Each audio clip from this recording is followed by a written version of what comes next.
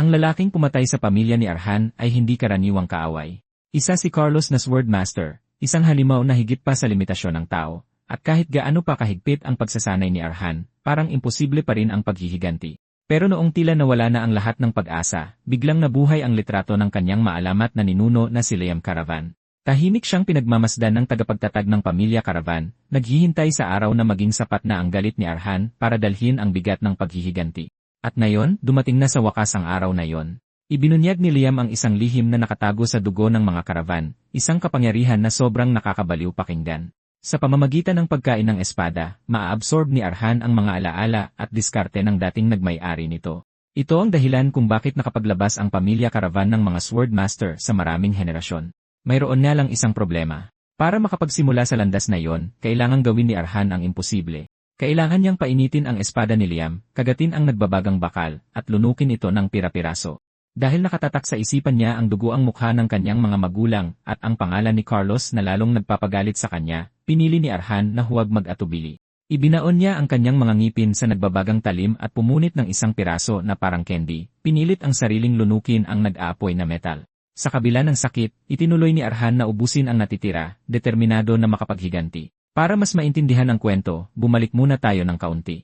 Lumaki si Arhan na napapaligiran ng mga kwento na hindi tugma sa buhay na mayroon siya. Nagsasalita ang kanyang ama tungkol sa pamilya Caravan na parang mga alamat, na dating makapangyarihang mga Swordmaster na ang mga pangalan ay nagdadala ng takot sa iba't ibang kaharian. Pero para kay Arhan, parang walang saysay ang mga kwentong iyon. Sira-sira na ang kanilang bahay, matagal nang nawala ang kanilang impluensya, at nahihirapang mabuhay ang nayong kanilang pinamumunuan. Ang hirap maniwala sa kadakilaan kapag ang lahat sa paligid niya ay nagpapakita ng pagbagsak. Pero kahit ganoon, maganda ang pakikitungo ni Arhan sa mga tao sa kanilang lupain.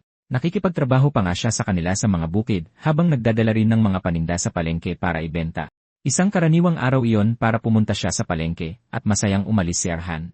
Pero pagbalik niya, puro dugo lang ng kanyang mga kababayan ang nakita niya sa buong lupain. Natigilan si Arhan sa malagim na eksenang nakikita niya sa kanyang harapan. At biglang sumulpot ang kanyang mayordomo sa likod niya para aluhin siya habang ibinubunyag na isang Swordmaster ang umatake sa nayon at 10 minuto lang inabot para patayin ang kalahati ng mga taga-nayon at sinabing sumusunod lang ito sa utos.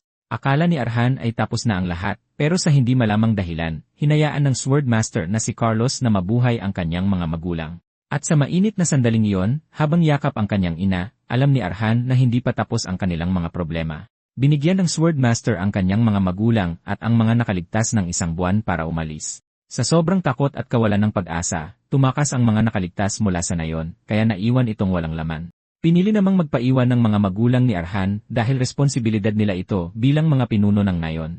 Sinubukan nilang iutos sa mayordomo na ilayo si Arhan mula sa nayon, pero bumalik din siya sa kalagitnaan ng biyahe. Tulad ng dati, nabungaran niya ang isang malagim na eksena kung saan nakasabit sa poste ang ulo ng kanyang ama at tinaga naman ang kanyang ina. Sinubukan niyang atakehin ang Swordsmaster gamit ang isang crossbow, pero napaluhod siya sa takot at nagdesisyon ang Swordsmaster na huwag siyang patayin. Pero may babala na huwag nang ipagpatuloy ang kanyang angkan dahil babalik lang siya para ubusin sila ulit sa hinaharap. Sa pagkakataong iyon, nawala ang lahat kay Arhan pero isinumpa niya ang paghihiganti sa kanyang pinakamatinding kaaway na si Carlos. Di nagtagal, 1 taon ang lumipas, at sa panahong ito, naghanda si Arhan para sa paghihiganti laban sa isang Swordmaster na itinuturing na ruwak ng lakas. Naiwan si Arhan ng napakaraming tanong dahil wala siyang ideya kung bakit pinatay ni Carlos ang pamilya niya o kung sino ang nasa likod ng lahat ng ito. Kahit na nagliliyab ang mga tanong sa isip niya, alam niyang iisa lang ang nananatiling totoo, at ito ang katotohanan na hinding-hindi na maibabalik ang buhay ng lahat ng mga taga-nayon na namatay ng walang kalaban-laban. Tulad ng madalas niyang ginagawa, tumayo si Arhan sa harap ng pader sa kanyang kastilyo para titigan ang espada at litrato na sinasabing pagmamay-ari ng kanyang ninuno na si Liam Caravan. Biglang may kakaibang nangyari habang nakatitig siya sa litrato, at nagsimula itong maglabas ng maliwanag na ilaw kasabay ang isang boses na nagmumula rito. Nang tuluyang mabuo ang liwanag, naging isa itong matandang lalaki na tinatawag si Arhan na kanyang inapo. Hindi makapaniwala si Arhan sa nakikita niya dahil nasa mismong harapan niya ang kanyang ninuno, si Liam Caravan. Nung una ay binaliwala ito ni Arhan dahil akala niya ay namamalikmata lang siya, at siguro ay nakakaranas lang siya ng mental shock dahil sa lahat ng nangyari. Pero unti-unting luminaw na ang imaheng nasa harapan niya ay hindi isang guni-guni. Nagsalita si Liam at sinabi kay Arhan na nararamdaman niya ang kalituhan sa puso nito dahil natatakot ito na baka tuluyan na siyang nabaliw. Tinanong din niya kung nagulat ba siya na ang kanyang ninuno, na inaakala niyang isa lang alamat, ay nakatayo ngayon sa mismong harapan niya. Tinanong siya ni Arhan kung siya nga ba talaga ang tagapagtatag ng pamilya, ang pinakamalakas na swordsmaster sa kasaysayan. Bukod dito, gusto niyang malaman kung bakit niya napiling magpakita sa oras na yon kung siya nga talaga ang dakilang swordsmaster na pinag-uusapan nila. Nanaig ang galit at pagkadismaya ni Arhan habang sinisigawan niya si Liam, tinatanong kung bakit ngayon lang siya nagdesisyong magpakita. Kalmadong sumagot si Liam na kailangan niyang makasiguro, at ibinunyag na ang paghihiganti ay isang matinding pagsubok na hindi dapat simulan maliban na lang kung handa ang isang tao na isuko ang lahat. Dahil dito, binantayan niya si Arhan sa buong nakaraang taon at sa bawat araw na lumipas. Naisip niyang kahit na may talento itong sobrang basura at walang pag-asa na mismong siya ay hindi maitanggi, hindi niya binitawan ang kanyang espada kahit isang araw. Bilib na bilib si Liam sa kanyang pagkahumaling at sa determinasyong hindi kailanman naglalaho. Sinabi sa kanya ni Liam na ang dahilan kaya ngayon lang siya nagpakita ay dahil naabot na ng galit sa mga mata ni Arhan ang tindi na gusto niya. Bukod pa rito, inamin ni Liam na umabot na rin sa limitasyon ang kanyang pasensya, at ang matinding pagkauhaw niya sa dugo ay gustong-gustong pagpira-pirasuhin ang walang awang pumatay sa kanyang mga inapo. Nabanggit ni Liam na may isang katotohanang hindi maitatanggi, at ito ay ang katotohanan na tanging isang swordmaster lang ang kayang pumatay ng isa pang swordmaster. Nakasisiguro si Liam na alam ito ni Arhan, kaya naman iwas-iwas niya ang kanyang espada hanggang sa mapunta sa punto ng pagkabaliw habang isinusumpa ang paghihiganti. Gayunpaman, ipinaalam ni Liam kay Arhan na kahit gaano pa katindi ang pagsasanay niya, hinding-hindi niya maaabutan si Carlos. Ipinaliwanag niya na ang isang swordmaster ay isang transcendenteng nilalang na lagpas sa hangganan ng pagiging tao. Ito ay isang antas na napakataas na kahit ang mga tinatawag na henyo ay hindi ito maintindihan. Kahit pa sa hanay ng mga makapangyarihang swordmaster na ito, si Carlos pa rin ang nangingibabaw. Inamin ni Liam na kahit sa panahon niya, ilan lang ang may ganoong klase ng husay, ibig sabihin, sa kasalukuyang panahon, walang makakatalo sa kanya. Sinabi niya kay Arhan na habang lumilipas ang panahon, lalo pang lalakas si Carlos. Nang marinig ni Arhan ang lahat ng ito, nagsimulang manginig ang puso niya dahil may ideya na siya kung gaano kalakas si Carlos, pero hindi pumasok sa isip niya na imposibleng matalo ito. Napadaing si Arhan sa sobrang inis dahil hindi siya makapaniwala na ang lalaking kumuha ng lahat sa kanya ay magiging isang bayani habang siya ay nakaupo lang sa tabi para manood ng walang magawa tulad ng dati. Agad namang sinabi ni Liam na nagbago na ang sitwasyon dahil nandyan na siya para tulungan si Arhan na mas maging magaling pa kay Carlos. Sinabi ni Liam kay Arhan na gusto niyang siya ang humusga sa basurang si Carlos na pumatay sa kanyang mga inapo na parang mga tupa. Ipinaalam ni Liam kay Arhan na iisa lang ang paraan para sumulong, at ito ay isang landas na tanging mga karavan lang ang naglalakad. Sinabi niya kay Arhan na ang paraan para umusad ay ang kainin niya ang kanyang espadang nakasabit sa pader. Labis na naguluhan si Arhan nang marinig ito, at tinitigan niya ang lalaki na parang isang baliw. Dinala ni Liam si Arhan sa pandayan kung saan ipinaliwanag niyang may halong dugong dwarf ang pamilya Caravan. Inilagay ni Arhan ang espada ni Liam sa hurno habang patuloy na nagpapaliwanag si Liam ng lahat. Binanggit niyang sa kanya nagmula ang komposisyon ng dugo dahil isa siyang dwarf hybrid. Kahit na hindi nakikita ang mga katangian ng dugong dwarf, nagtataglay ito ng mga espesyal na kakayahang na ipapasa sa mga inapo. Sinabi niya na ang mga kakayahang ito ay nakakonekta sa mga talim, at ibinunyag na sa pamamagitan ng pagkain sa isang espada, maaabsorb ng isang tao ang mga alaala at diskarte ng gumamit nito na parang sa kanya. Ito mismo ang kapangyarihan na naging dahilan kung bakit nakapaglabas ng mga swordmaster ang pamilya Caravan sa bawat henerasyon, kaya naman lumaki ang ganitong kaprestihiyoso at kadakilang pamilya.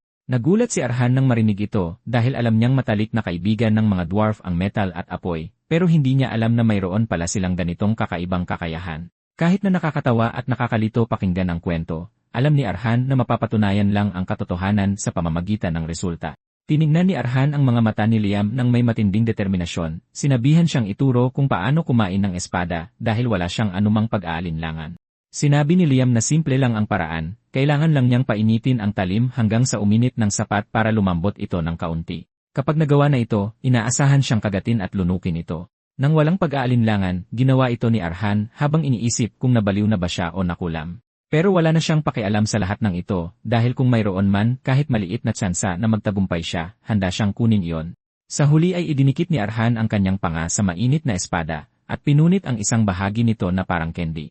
Isang nag-aapoy na pakiramdam ang dumaloy sa kanyang katawan habang nilulunok niya ito, at sumigaw siya sa sakit na parang sinunog ng buhay. Nawalan siya ng kakayahang gumalaw habang nabitawan niya ang hawak niyang espada kasabay ng paghawak sa kanyang lalamunan sa sobrang sakit. Bumagsak siya sa lupa, pero pinilit niyang huwag himatayin habang iniisip ang mga kakilakilabot na bagay na pinagdaanan niya. Ang dugo ang mukha ng kanyang mga magulang ay nagsisilbing motibasyon sa kanya, at maging si Carlos ang nasa sentro ng kanyang matinding galit. Dahil dito, pinulot ni Arhan ang espada at ipinagpatuloy ang pagmuya nito na may layuning magtagumpay kahit anong mangyari dahil kailangan niyang patayin si Carlos. Pagkatapos niyang lunukin ang mainit na metal, nawalan siya ng malay. Pero paggising niya, laking gulat niya na hindi siya namatay. Sa katunayan, wala man lang kahit anong galos, at maniniwala sana siyang panaginip lang iyon kung hindi dahil sa hawakan ng espadang nakalatag sa harapan niya. Maya-maya pa'y narinig niya ang boses ni Liam na pinupuri siya, at sinabing nakakabilib ang tatag ng kanyang loob kumpara sa mahina niyang katawan. Ipinabatid niya sa kanya na marami sa kanyang mga ninuno ang hindi man lang nakayanan ang nag-aapoy na sakit, kaya madalas silang sumusuko. Dahil malinaw niya na siyang nakikita ngayon, alam ni Liam na siguradong paniniwalaan na ni Arhan ang mga kwentong sinasabi ng kanyang ama, at hindi na ito ituturing na isang gawa-gawang kwento lamang.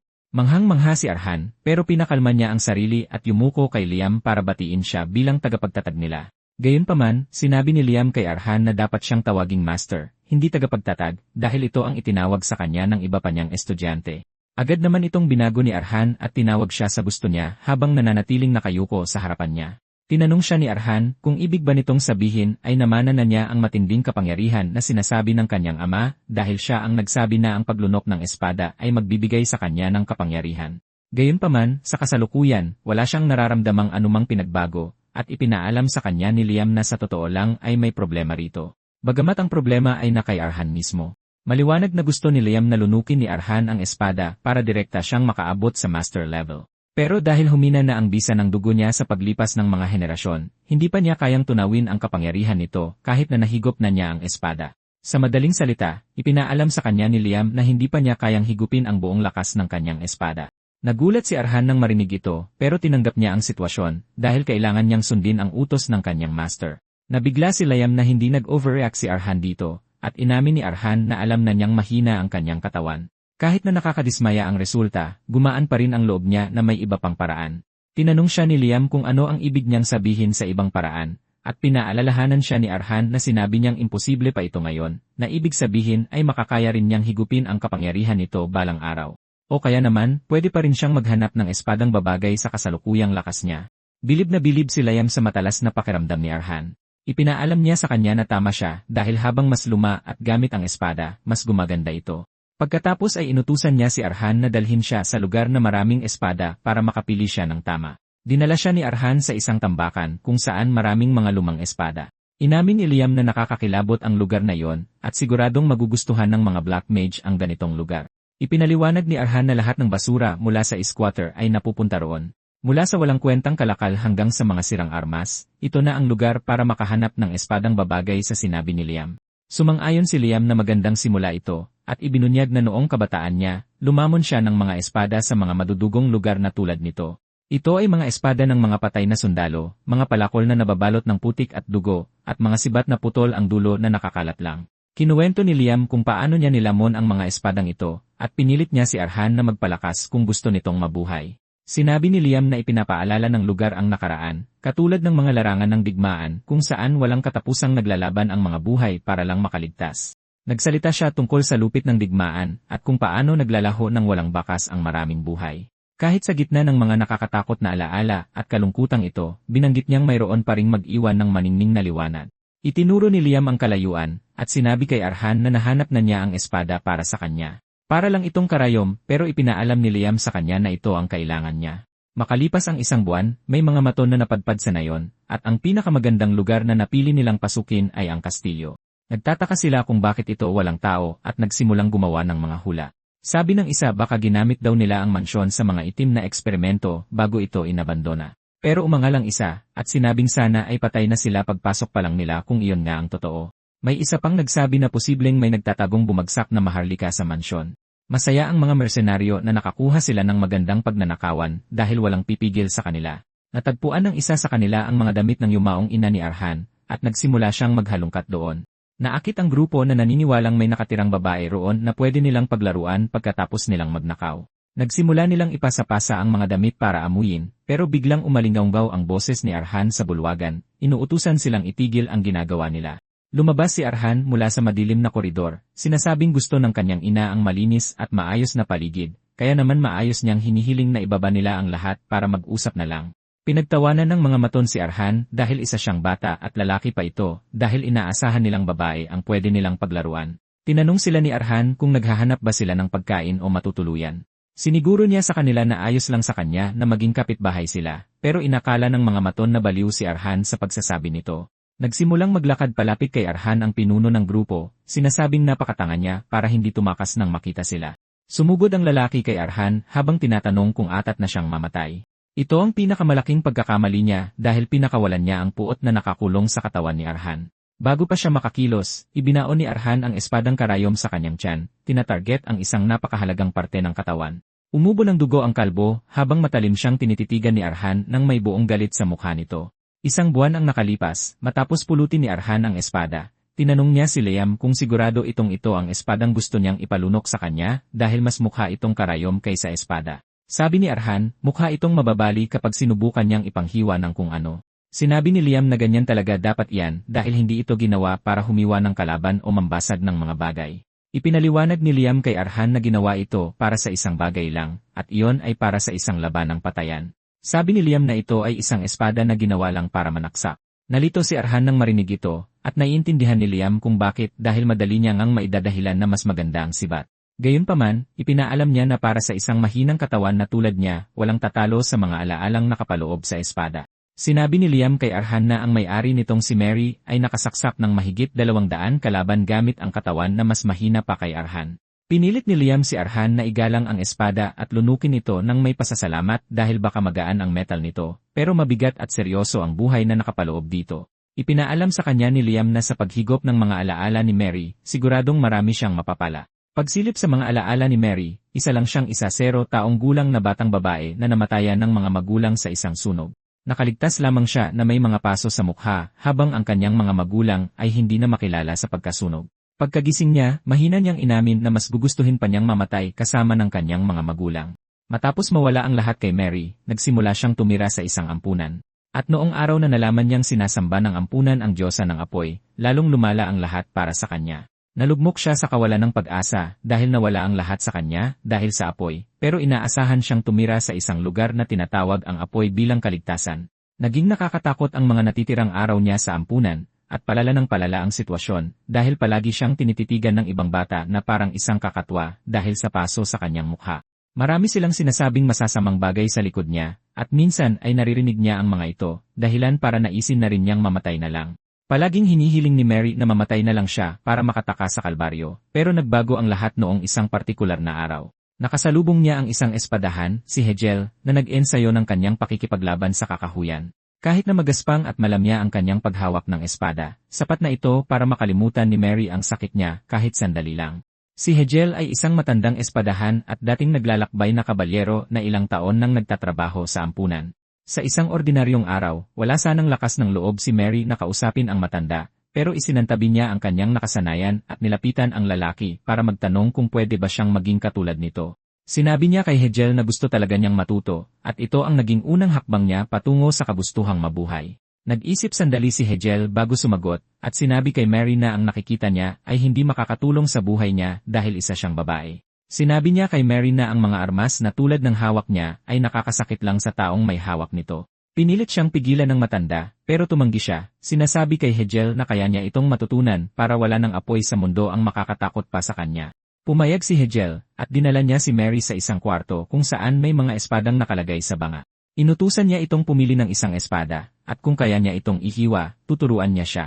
Tinanong ni Mary kung sa pilitan ba na ihiwa niya ito, pero hindi na intindihan ni Hegel ang kanyang tanong hanggang sa tuluyan siyang tinuro ang espadang karayom. Sinabi niya kay Hegel na ayos lang sa kanya basta makakalaban siya. Itinutok niya ang espada kay Hegel, at ang paraan ng pagtutok niya sa lig nito ay nagpahiwatig sa kanya na may madilim na bahagi sa pagkatao ni Mary. Ngayon sa kasalukuyan, sinaksak ni Arhan ang kalbo, at bumagsak ito sa lupa, na nagdulot ng matinding takot sa mga kasamahan niya. Hindi sila makapaniwala sa nakikita nila, pero sinabi sa kanila ni Arhan na tapos na ang usapan. Lumalabas na sa nakalipas na buwan, hindi man lang tungkol sa paghawak ng espada ang itinuturo ni Liam kay Arhan. Ito ay tungkol lang sa kung paano sanayin ang kanyang katawan para hindi siya mapagod kahit tumakbo pa ng maraming oras. Ang totoo, hindi pa siya nakapagturo ng anumang kasanayan sa espada, kaya naman laking gulat ni Liam kung paano saktong nasaksak ni Arhan ang kalbo. Ito ang nagpapatunay kay Liam na hinigop ng maayos ni Arhan ang espada, at ito ang hudyat ng kanyang unang hakbang bilang isang karaban. Lumabas na sinaksak ni Arhan ang maton sa bahaging maabot lang kapag saktong naipasok ang espada sa pagitan ng mga tadyang na walang iba kundi ang mga baga. Alam ni Arhan na isa siyang baguhan pagdating sa mga espada at sa lahat ng kaugnay nito, kaya imposibleng makagawa siya ng ganoon kaperpektong saksak. Gayunpaman, nangyari lang ito salamat sa may-ari ng espada na si Mary. Bumalik tayo sa mga alaala ni Mary, lumalabas na mula noong unang araw na kinuha niya ang espadang karayom, nagsimula na siyang turuan ni Hegel. Tinuruan niya siya kung paano tumayo, kung paano hawakan ng tama ang espada, kung paano lumaban, at kung paano mabuhay. Ang magandang pag-atake ni Hegel sa espada ay nagbigay lakas kay Mary, at talagang minahal niya ang husay sa pakikipaglaban ng matanda. Ilang taon matapos ito, makikitang nakaratay na si Hegel, at sinabi niya kay Mary na sa araw na tuluyan na siyang umalis ng ampunan, siguraduhin niyang maglakbay sa mundo. Bago siya pumanaw, sinabi niya kay Mary na ito na ang huli niyang aral, at ipinahayag ang kanyang galak na nakasama niya siya sa dulo ng kanyang paglalakbay. Naiwang lumuluha si Mary habang pinagmamasdan ang nag-alaga sa kanya na dahan-dahang bawian ng buhay, at ang huli nitong mga salita ay pagpapasalamat sa lahat. Pagkatapos niyon, sinunod ni Mary ang mga huling habilin ni Hegel, at nilisan niya ang ampunan para humarap sa mundo. Hindi nagtagal, gumawa ng pangalan si Mary sa mundo ng mga mersenaryo. Salamat sa paggamit niya ng espadang parang karayom at sa pagiging isang dalaga, binansagan siyang The Stitching Iliali. Pumatak ang mga luha mula sa mga mata ni Arhan habang dumadaloy sa kanya ang mga alaala ni Mary, at sa wakas ay naintindihan niya ang ibig sabihin ng kanyang master tungkol sa paghigop. Buhay pa rin ang kalbo at nagmamakaawang patawarin siya, pero binaliwala lang ni Arhan ang kanyang mga iyak. Nilapitan niya ito at ibinaon ang karayom sa kanyang ulo para tapusin ang trabaho dahil buo na ang pasya niyang tapusin ang sinimulan niya. Kahit na ito ang una niyang pagpatay, wala siyang naramdaman. Walang kahit anong emosyon, at ang tanging nakikita lang niya ay ang sitwasyon na nasa harapan niya, ang mga natitirang maton.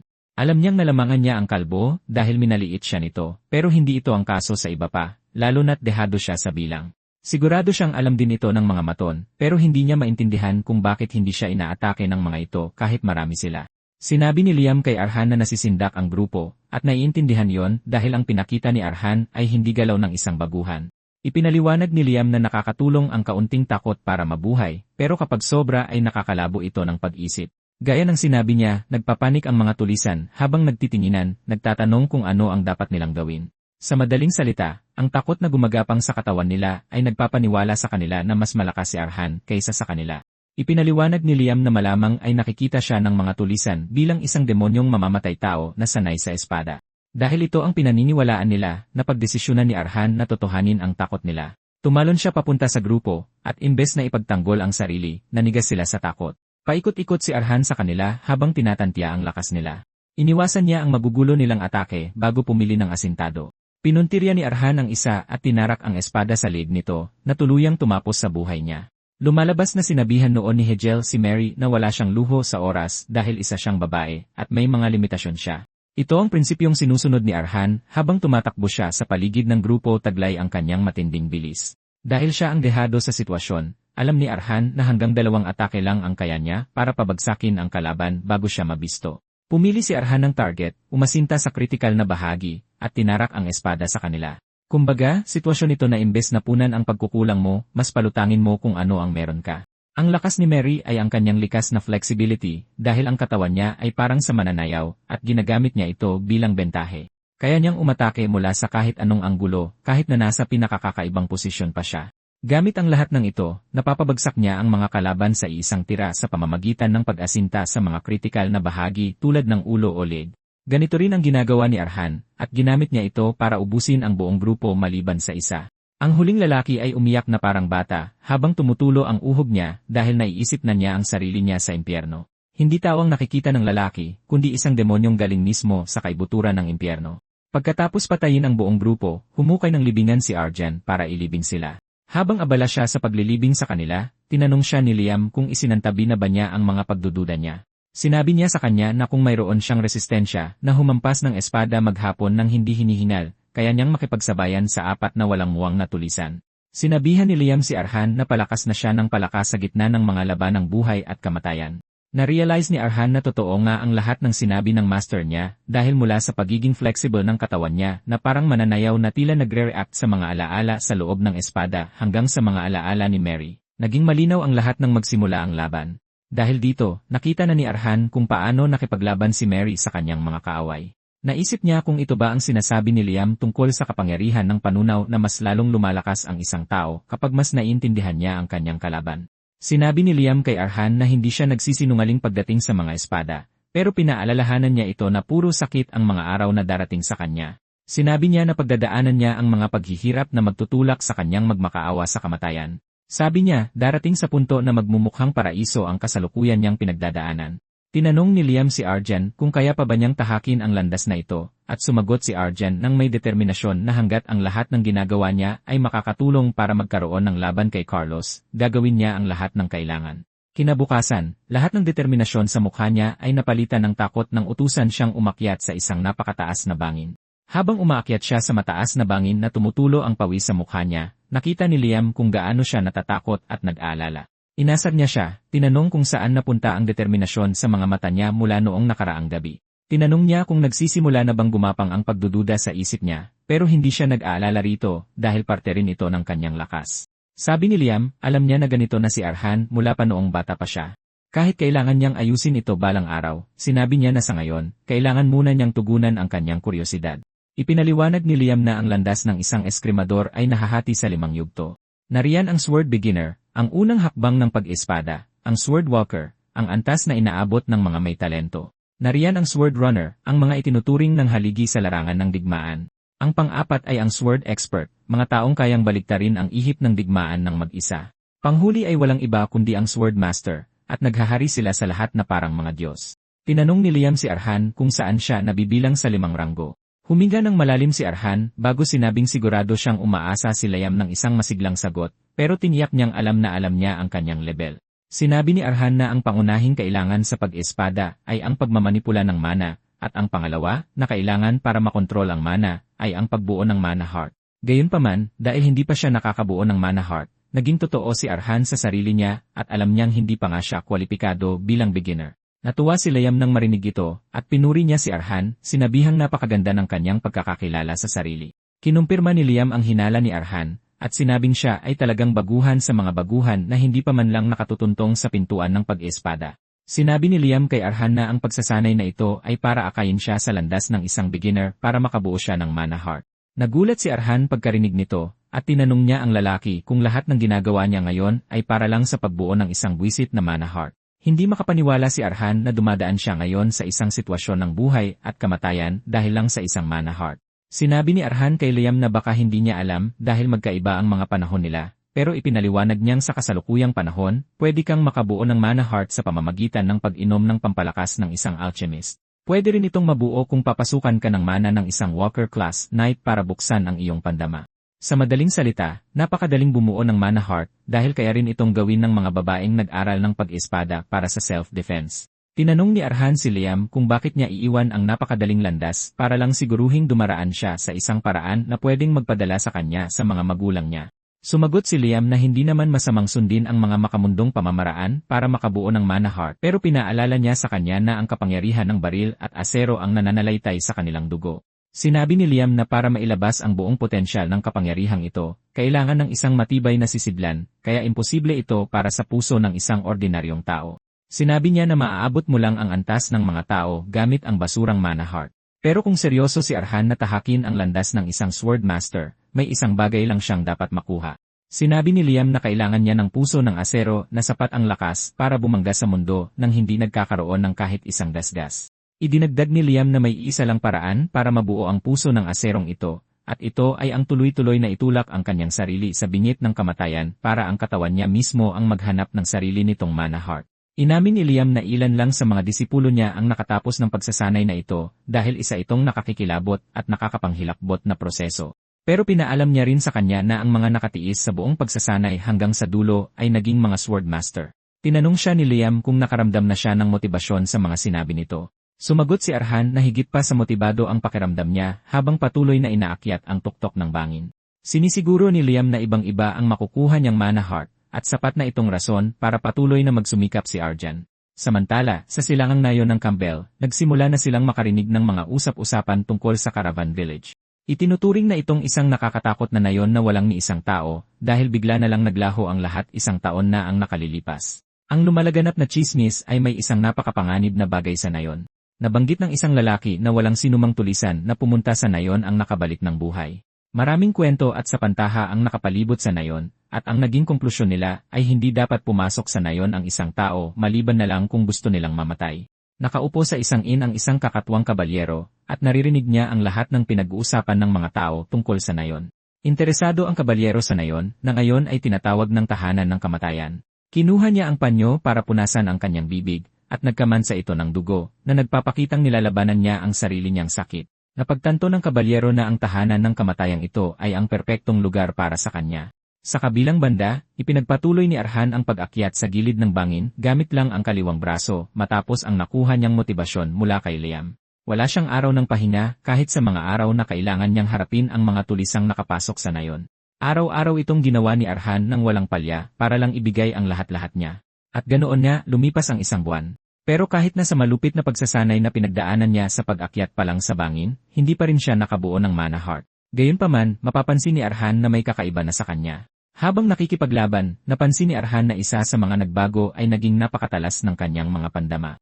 Mula sa kanyang 5 pandama hanggang sa pagpapasya at konsentrasyon sa laban, sobrang naging magaling si Arhan. Sa tuwing hawak niya ang karayom at magpupokus siya ng maigi, para bang si Mary mismo ang nakikipaglaban. Gagalaw si Arhan sa paligid ng mga kaaway na para bang huminto ang oras nila, at siya lang ang nakakagalaw sa mga sandaling iyon. Madaling ginagawa ni Arhan na mga butas na tumutulo ang dugo ang mga katawan ng kanyang kalaban. Lumalabas na ang rason sa matinding pagbabagong ito ay nararamdaman na ngayon ni Arhan ang mana. Habang nagme-meditate sa kagubatan, ipinagmamalaki ni Arhan ang sarili niya dahil nagawa niya ang lahat ng ito nang hindi pa nakakabuo ng mana heart o nakakarating sa antas ng sword beginner. Alam ni Arhan na posible lang ito dahil sa kapangyarihan ng karayom. Pagkatapos ay tinanong ni Arhan ang master niya kung anong kapangyarihan ang inaasahang makuha niya kapag nakarating na siya sa susunod na antas. Ngumisi si Liam at sinabihan si Arhan na malayo pa ang lalakbayin niya, kaya hindi niya dapat isiping gumaling na siya. Pero sinabi niya sa kanya na ibibigay niya ang sagot sa kanyang tanong. Ipinaliwanag ni Liam na kapag nakabuo na siya ng mana heart at naging isang sword beginner na naiintindihan ang lalim ng kapangyarihang ito, doon lang masasabing nakapantay na niya ang level ni Mary.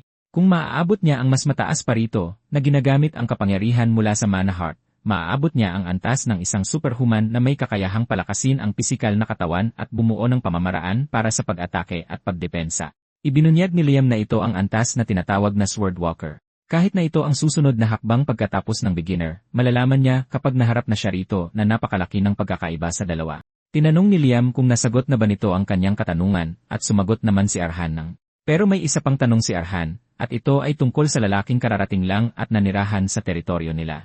Kanina pa siya pinagmamasdan ni Arhan, at tinanong niya si Liam kung ang taong ito ba ay isang sword walker. Kinumpirma ito ni Liam, at sinabing ang lalaki ay isang kalaban na nasa ibang level kumpara sa mga basurang nakaharap ni Arhan hanggang sa mga sandaling ito. Tinanong ni Liam si Arhan kung anong balak niyang gawin sa lalaki, dahil sa kasalukuyan niyang lakas, hindi siya tatagal ng kahit 1 segundo laban dito. Sumagot si Arhan na pinagmamasdan pa rin niya ang sitwasyon habang naghahanda sa anumang maaaring mangyari. Sinabi ni Arhan kay Liam na wala rin naman talaga siyang pagpipilian sa simula pa lang. Sinabi naman ni Liam na may opsyon pa rin siyang iwan ang teritoryo para maiwasan ang laban. Gayunpaman, sumagot si Arhan na hindi ito isang opsyon na maaari niyang piliin dahil kahit sira-sira na ang teritoryo ngayon, ito na lang ang tanging lugar kung saan niya babalikan ang kanyang mga alaala kasama ang lahat. Naiintindihan ni Liam ang sakit na nararamdaman niya at hinimok siya nito na magpakalakas talaga dahil sa malupit na mundong ito, kapangyarihan lang ang tanging sagot. Sinabi ni Liam kay Arhan na gamitin ang mga hangarin niya bilang gasolina na magtutulak sa kanya pasulong para makuha ang talagang gusto niya. Hinimok siya ni Liam na gamitin ang sakit niya bilang pinagmumulan ng lakas upang maging kasing tigas ng asero nang sa gayon ay wala nang mangangahas na kutyain pa ang mga salita niya. Kalaunan, nakasalubong ni Arhan ang kabalyero at binalaan siya nitong huwag humakbang kung ayaw pa niyang mamatay. Bago ang buong paghaharap, sa sandaling dumating ang lalaki sa teritoryo, pinagmamasdan na siya ni Arhan bilang bahagi ng araw-araw niyang gawain. May natutunang mahalaga si Arhan sa mga oras na iyon. Kahit na maraming bakanteng bahay sa nayon, umakto ang lalaki na parang may nagmamay-ari pa rin sa mga ito, at hindi man lang pinakialaman kahit ang pinakamaliit na gamit. Simple lang siyang namumuhay kasama ng isang balutan na dala niya, at ang iba pa niyang gawain ay ang pagmasdan ang paglubog ng araw tuwing hapon habang malalim ang iniisip o paglalaan ng oras sa pagdarasal. Sa huli, napagtanto ni Arhan na isa siyang kabalyero, at sumang-ayon naman sa kanya si Liam na sinabing isa siyang eskrimador na sapat ang galing para maabot ang antas ng Walker. Gayunpaman, nagulat siya na mahigpit pa rin itong sinusunod ang mga patakaran at mabuting asal kahit wala namang nakatingin sa kanya. Ibinunyag ni Liam na bihira ang ganitong klaseng matigas ang ulong tao bukod sa mga kabalyero. Nabanggit ni Arhan na dahil isa siyang kabalyero, nangangahulugang baka mabuti siyang tao dahil ang mga kabalyero ay dapat na pinoprotektahan ang kanilang karangalan habang naghahanap ng hustisya.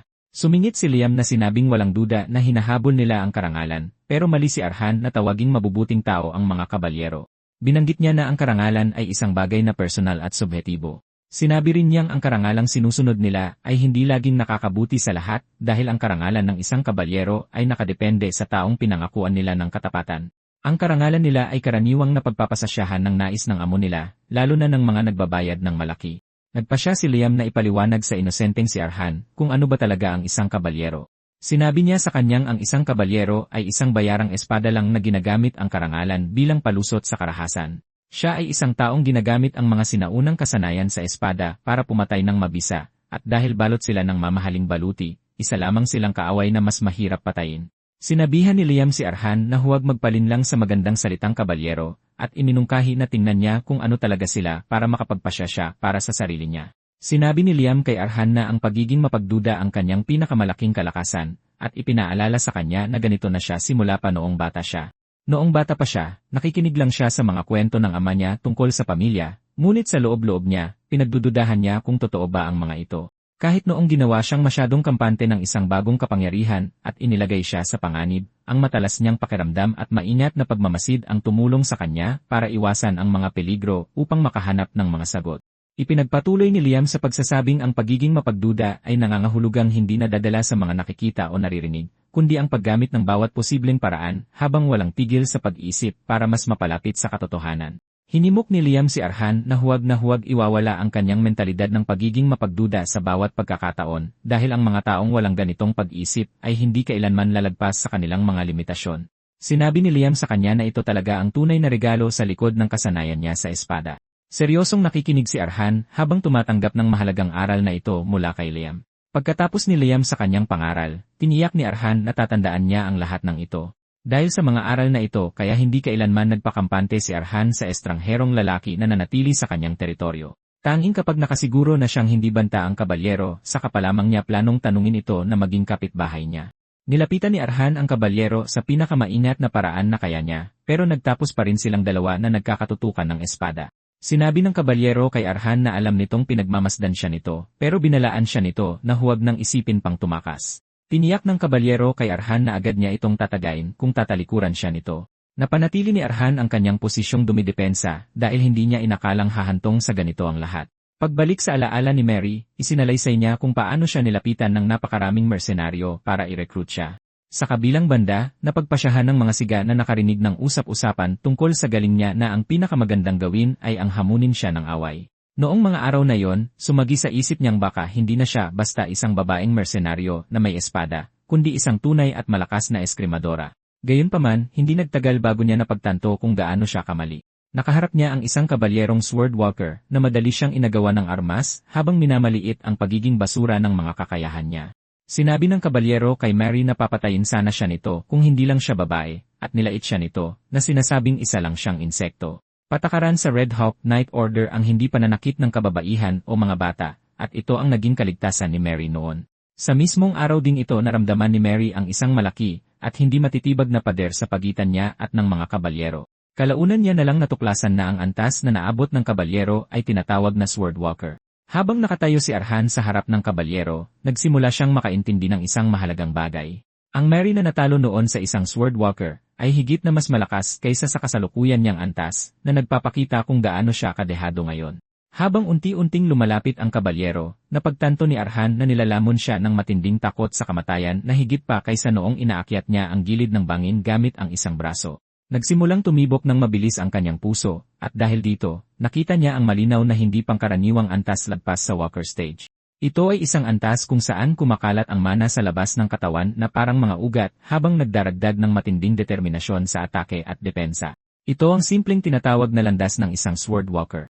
Pagkatapos ay tinanong ng kabalyero si Arhan kung bakit niya ito pinagmamasdan dahil base sa napansin niya, si Arhan ang umaatake sa mga siga na pumapasok sa teritoryo. Sinabi ng kabalyero kay Arhan na kailangan niyang magbigay ng magandang dahilan o kung hindi ay ituturing siya nitong kaaway. Sinigawan ng kabalyero si Arhan na sagutin siya, at sumagot naman si Arhan na sinusubukan lang niyang alamin kung ang kabalyero ay isang nanghihimasok o isang bisita. Sinabi sa kanya ni Arhan na ito ang paliwanag niya, pero humingi pa ng higit ang kabalyero, sa pagsasabing hindi pa niya ito lubusang naintindihan. Ipinaliwanag ni Arhan na siya ay pinanganak at lumaki sa teritoryo. Subalit 1 taon na ang nakalipas, habang pansamantala siyang umalis, sumugod ang isang dark sorcerer, pinatay ang mga residente, at tuluyang iniwan ang nayon na wasak. Pagkatapos nito, patuloy na dumating ang mga siga, at napilitan siyang harapin sila ng mag-isa.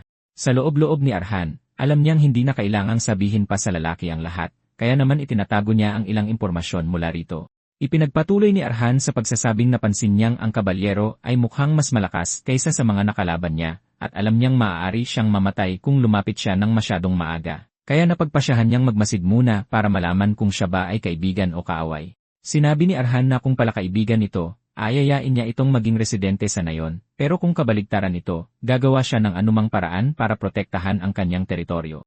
Nagulat ang kabalyero na handang lumaban si Arhan, kahit na alam niyang dehadong-dehado siya. Sumagot naman si Arhan na ang lupaing iyon ang may hawak ng lahat ng alaalang meron siya, kaya naman napakahalaga nito para takasan. Nang marinig ng kabalyero ang lahat ng ito, napagtanto niya kung gaano katindi ang pinagdaanan ni Arhan. Huminga ng malalim ang kabalyero, saka sinabi kay Arhan na oras na para ikwento niya ang sarili niyang kwento, dahil para maging magkapitbahay sila, kailangan nilang malaman ang kwento ng isa't isa. Hinimok ng kabalyero si Arhan na ibaba ang kanyang depensa, at ibaba rin ang espada nito para maibalik niya sa kaluban ang kanyang sariling espada bago ibahagi ang kanyang kwento. Sa kabilang banda, ipinaalala ni Liam kay Arhan na iisa lang ang paraan upang makabuo ng mana ng asero, at iyon ay sa pamamagitan ng patuloy na pagtulak sa kanyang sarili sa bingit ng kamatayan. Napilitin ang sarili niyang katawan na bumuo ng sarili niyang mana heart. Tinanong naman ni Liam si Arhan kung ginaganahan na siya sa buong sitwasyon. At nang sa wakas ay sumagot si Arhan sa alok ng kabalyero, sinabi niya rito na hindi niya pwedeng ibaba ang espada niya. Sinabi ni Arhan sa kabalyero na hindi pa siya lubusang tiwala sa kanya, at sa totoo lang ay kailangan niya ang espada para sa proteksyon niya. Nagulat ang kabalyero nang marinig ito, at ipinaalala niya kay Arhan na tinapos na sana siya nito kung gugustuhin niya. Sinabi ng kabalyero kay Arhan na hindi niya maaaring ibalik agad ang kanyang espada, dahil labag ito sa karangalan ng kabalyero, kaya kailangan niyang protektahan ang kanyang karangalan. Tiniyak sa kanya ni Arhan na naintindihan niya ito, pero ipinaalam niya rito na hindi siya pwedeng umatras. Nangako si Arhan na hindi kailanman yuyuko sa takot at hinding-hindi susuko nang hindi muna sinusubukang lumaban. Laking gulat ng kabalyero nang marinig ang mga salitang ito mula kay Arhan na mukhang napakahina na mapagkakamalan pa siyang babae. Gayunpaman, nakikita niya ang mga palatandaan na nagdaan sa matinding pagsasanay si Arhan. At habang maliit lang ang kanyang pangangatawan, nanatiling perpekto ang kanyang balanse. Kahit na hindi natutunan ni Arhan ng maayos ang pag-espada, napagtanto ng kabalyero na gumagamit siya ng hindi pangkaraniwang porma ng pagbubuhos ng buong lakas niya sa unang atake. Sinuri ng kabalyero ang lahat at napagtanto na si Arhan ay isa lamang bata na hindi kahit anong banta sa kanya. Pagkatapos ay napansin ng kabalyero ang malamig na tingin sa kanya ni Arhan. At sa gawin ng mga nangyari, alam ng kabalyero na hindi sasapat ang isang pabayang sagot. Huminga ng malalim ang kabalyero bago tumalon papunta kay Arhan, naglalayong agawan siya ng armas sa pamamagitan ng pagpalo sa pulso nito para maiwasan siyang masaktan. Nang akmang tatagain na niya si Arhan, lubusang nagpokus si Arhan, at ang sumunod na lang na napansin ng kabalyero ay tumalbog ang sarili niyang espada. Naiwang tulala ang kabalyero nang mangyari ito dahil hindi pa nga maituturing na baguhan si Arhan. Tumalon pa atras si Arhan matapos salagi ng atake, at nakapansin ang kabalyero ng isang kakaibang bagay tungkol sa kanya. Napagtanto niya na ang nakapaligid na mana ay gumagalaw ng walang ritmo na parang mga alon. Lumalabas na sa isang iglap na yon kung kailan atakihin na siya nito, nagawa ni Arhan na mabuo ang isang kakaibang mana heart. Kahit may mana heart, alam ng kabalyerong imposibleng nasangga nito ang kanyang espada, pero nagawa niya pa rin ito. Napaisip siya kung dahil ba ito sa mana heart na taglay niya. Alam ng kabalyero na ang mga karaniwang mana heart ay kadalasang malambot at nababaluktot, pero ang mana heart sa dibdib ni Arhan ay matibay at matigas na parang asero. Sa puntong ito, nakita ng kabalyero na handa si Arhan na pakawalan ang pinakapambihirang atake sa buong buhay niya. Sa kabilang banda, alam ni Arhan na ang pagsangga sa atake ng espada ay hindi dahil sa kasanayan niya, kundi bunga lang ng swerte. Kalaunan ay naramdaman ni Arhan na sa simula pa lang, wala nang intensyon ang kabalyero na saktan siya dahil pinuntirya nito ang pulso niya upang iwasan ang mga masiselang parte ng katawan. Karagdagan pa rito, kaunti lang ang kapangyarihang ibinuhos sa espada. Ito ang pangunahing dahilan kung bakit madali para sa kanya na mahulaan ang direksyon nito para maitusok ang dulo ng karayom sa puwang na humarang sa atake. Kahit na isa itong himala, pinagbayaran niya ito dahil tumama sa kanya ang shockwave na parang isang kalesa na dumudurog sa kanya. Nagdusa siya sa matinding sakit na parabang nadudurog ang lahat ng kanyang mga buto. Sa pamamagitan nito, napatunayan ni Arhan na hindi biro ang agwat ng kanilang kapangyarihan. Gayunpaman, masaya si Arhan na ang bagay na matagal na niyang inaasam, ang Mana Heart, ay nagpakita na. Kahit paman, isa pa rin siyang baguhan, kaya hindi aabot sa kabalyero ang kanyang saksak. Dahil umabot na sa ganito, napagtanto ni Arhan na iisa na lang ang paraan, at ito ay ang paggawa ng sarili niyang landas ng mana gamit ang mga alaala ni Mary bilang tuntungan. Sa nakaraan, bumagsak si Mary habang lumuluha matapos niyang makabangga ang hindi matibag na pader, ang Walker. Hinarap niya ang isang hangganan na hindi kayang lagpasan ng direkta, at nanginig ang kanyang katawan sa takot. Sa sandaling iyon, ang unang pumasok sa kanyang isipan ay ang boses ni Hegel. Naalala niyang sinabi ni Hegel na karamihan sa mga eskrimador ay itinuturing ang pader bilang isang hangganan na hindi nila kayang lagpasan, ngunit isa lamang itong palusot para sa mga piniling sumuko dahil kulang sila ng tapang na gibain ang pader. Binanggit ni Hegel na ang mga pader ay talagang ginawa para lagpasan dahil hindi lang ito basta hadlang kundi isang tuntungan para makaakyat ng mas mataas. Sinabihan siya ni Hegel na huwag kailanman tatalikod, kundi tumayo ng matikas at harapin ito ng buong tapang. Matapos harapin ang kanyang mga takot, bumalik si Mary upang harapin muli ang Walker taglay ang pagtanggap na matindi siyang masusugatan. Ngunit kung tatanggi siyang sumuko at basta na lang babangga sa pader, siguradong tatawirin ng kanyang espada ang pader na ito. Sa pagsunod sa payo ni Hegel at pagdaan sa matitinding paghihirap, nagawa niyang lagpasan ang pader na ito. Sa madaling salita, tungkol ito sa paniniwala sa sarili. Ang pader ay isang bagay na haharapin ng lahat ng may hawak na espada, simula sa pananakot na dahan-dahang tumatagos sa balat hanggang sa kawalan ng pag-asa na parang dudurugin ang humahamon dito. Ang paghakbang pa lamang ay parang isang mabigat na pasanin at magkakaroon ng tukso na tumalikod na lang. Subalit sa mapanganib at mahirap na sandaling ito, nanindigan si Arhan at bumangga sa kanyang mataas na pader. Alam ni Arhan na nanganganib siya, ngunit ito ang mismong dahilan kung bakit kailangan niya ang pagsubok sa pagitan ng buhay at kamatayan. Handa si Arhan na magpatuloy kahit nakakarampot na pag-asa na lang ang mayroon siya. Huminga ng malalim si Arhan habang sinusubukan niyang suriin ang kabalyero sa kanyang harapan. Gusto niyang malaman kung saang mga kalamnan ito naglalagay ng lakas, paano ito humihinga, at kung anong direksyon ng atake ang balak nitong sundan. Naghanda si Arhan na tipunin ang bawat pahiwatig na kailangan upang makabuo ng isang direktang landas. Nakikita ni Liam ang ginagawa ni Arhan, at lubos siyang humanga kung paano nito pilit na nilalagpasan ang kanyang limitasyon. Malinaw na paraan ng pamilyang Caravan na hindi matakot kahit pa sa mga panahong tila imposible na ang lahat. Kinakailangan nilang harapin ang pagsubok ng direkta habang ipinapakita ang determinasyon ng pamilya Caravan. Ipinagpatuloy ni Arhan ang pag-ayos ng lahat at sa sandaling mapagtanto niyang handa na siya, sumugod siya papunta sa kabalyero. Noon, inamin ni Mary na takot siya sa apoy at ang katotohanang ang trahedya na kumuha ng lahat sa kanya ay simula pa lamang. May mga araw na hindi man lang niya makuhang humarap sa salamin, at may mga araw na ang mismong paghinga ay isang pasanin. Ganito niya natuklasan na hindi pala siya dapat matakot sa apoy, kundi sa sarili niyang kahinaan na nag-udyok sa kanyang tumakas. Dahil dito, sumumpa si Mary na babasagin niya ang pader ng apoy na kumuha ng lahat, pati na rin ang kanyang kinabukasan. Taglay ang determinadong puso, sumulong si Mary at tinalo ang kanyang takot sa apoy at sa mundo. Alam niyang kung guguho siya, wala nang pag-asa para sa kanya, at ito ang mismong prinsipyong ginagamit ngayon ni Arhan. Ibinuhos niya ang lahat sa kanyang atake, kaya labis na nahirapan ang kabalyero. Napilitan ang kabalyero na maglagay ng sapat na lakas sa kanyang espada upang masangga ang atake. Tumalsik mula sa kanyang kamay ang espada ni Arhan at nadurog ang ilalim nito tulad ng nangyari kay Mary. Nakatayo ang kaluluwa ni Mary sa harap ng papalubog na araw habang lumalanghap ng sariwang hangin at inaalala ang mga salita ni Hegel. Nakatitig si Mary sa kalangitan at sinabi kay Hegel na ang mundo ay puno ng mga halimaw na mas malakas kaysa sa kanya, at maraming matataas na pader na hindi basta malalagpasan kahit pa gusto mong gawin yon. Gayunpaman, may pagmamalaki niyang sabihin na hanggang sa huling sandali ng kanyang buhay, hindi siya kailanman umatras sa anumang pader na humadlang sa kanyang landas. Sa isang taimtim at emosyonal na pahayag, umaasa siyang may kabilang buhay upang maikwento rin niya kay Hegel ang kanyang kwento. Sa huli, nakasama ng kanyang kaluluwa ang kay Hegel, at tumakbo siya sa mga bisig nito tulad ng isang sanggol habang inihahayag na hindi na siya takot sa apoy. Tumulo ang mga luha sa kanyang mukha habang idinidikit niya ang kanyang sarili sa mga bisig ni Hegel at nasunog ang karayom na hudyat ng pagwawakas ng kanyang kwento. Sa kabilang banda, ito rin ang naging hudyat ng buong pag-angkin ng karayom sa sistema ni Arhan. Hindi nagtagal pagkatapos noon, nagising si Arhan nang mapagtantong hinimatay pala siya. Napansin niyang may balabal na ginamit upang kumot sa kanya na halatang pag-aari ng kabalyero. Dito na tuluyang luminaw sa kanya na hindi niya naabot ang kanyang layunin.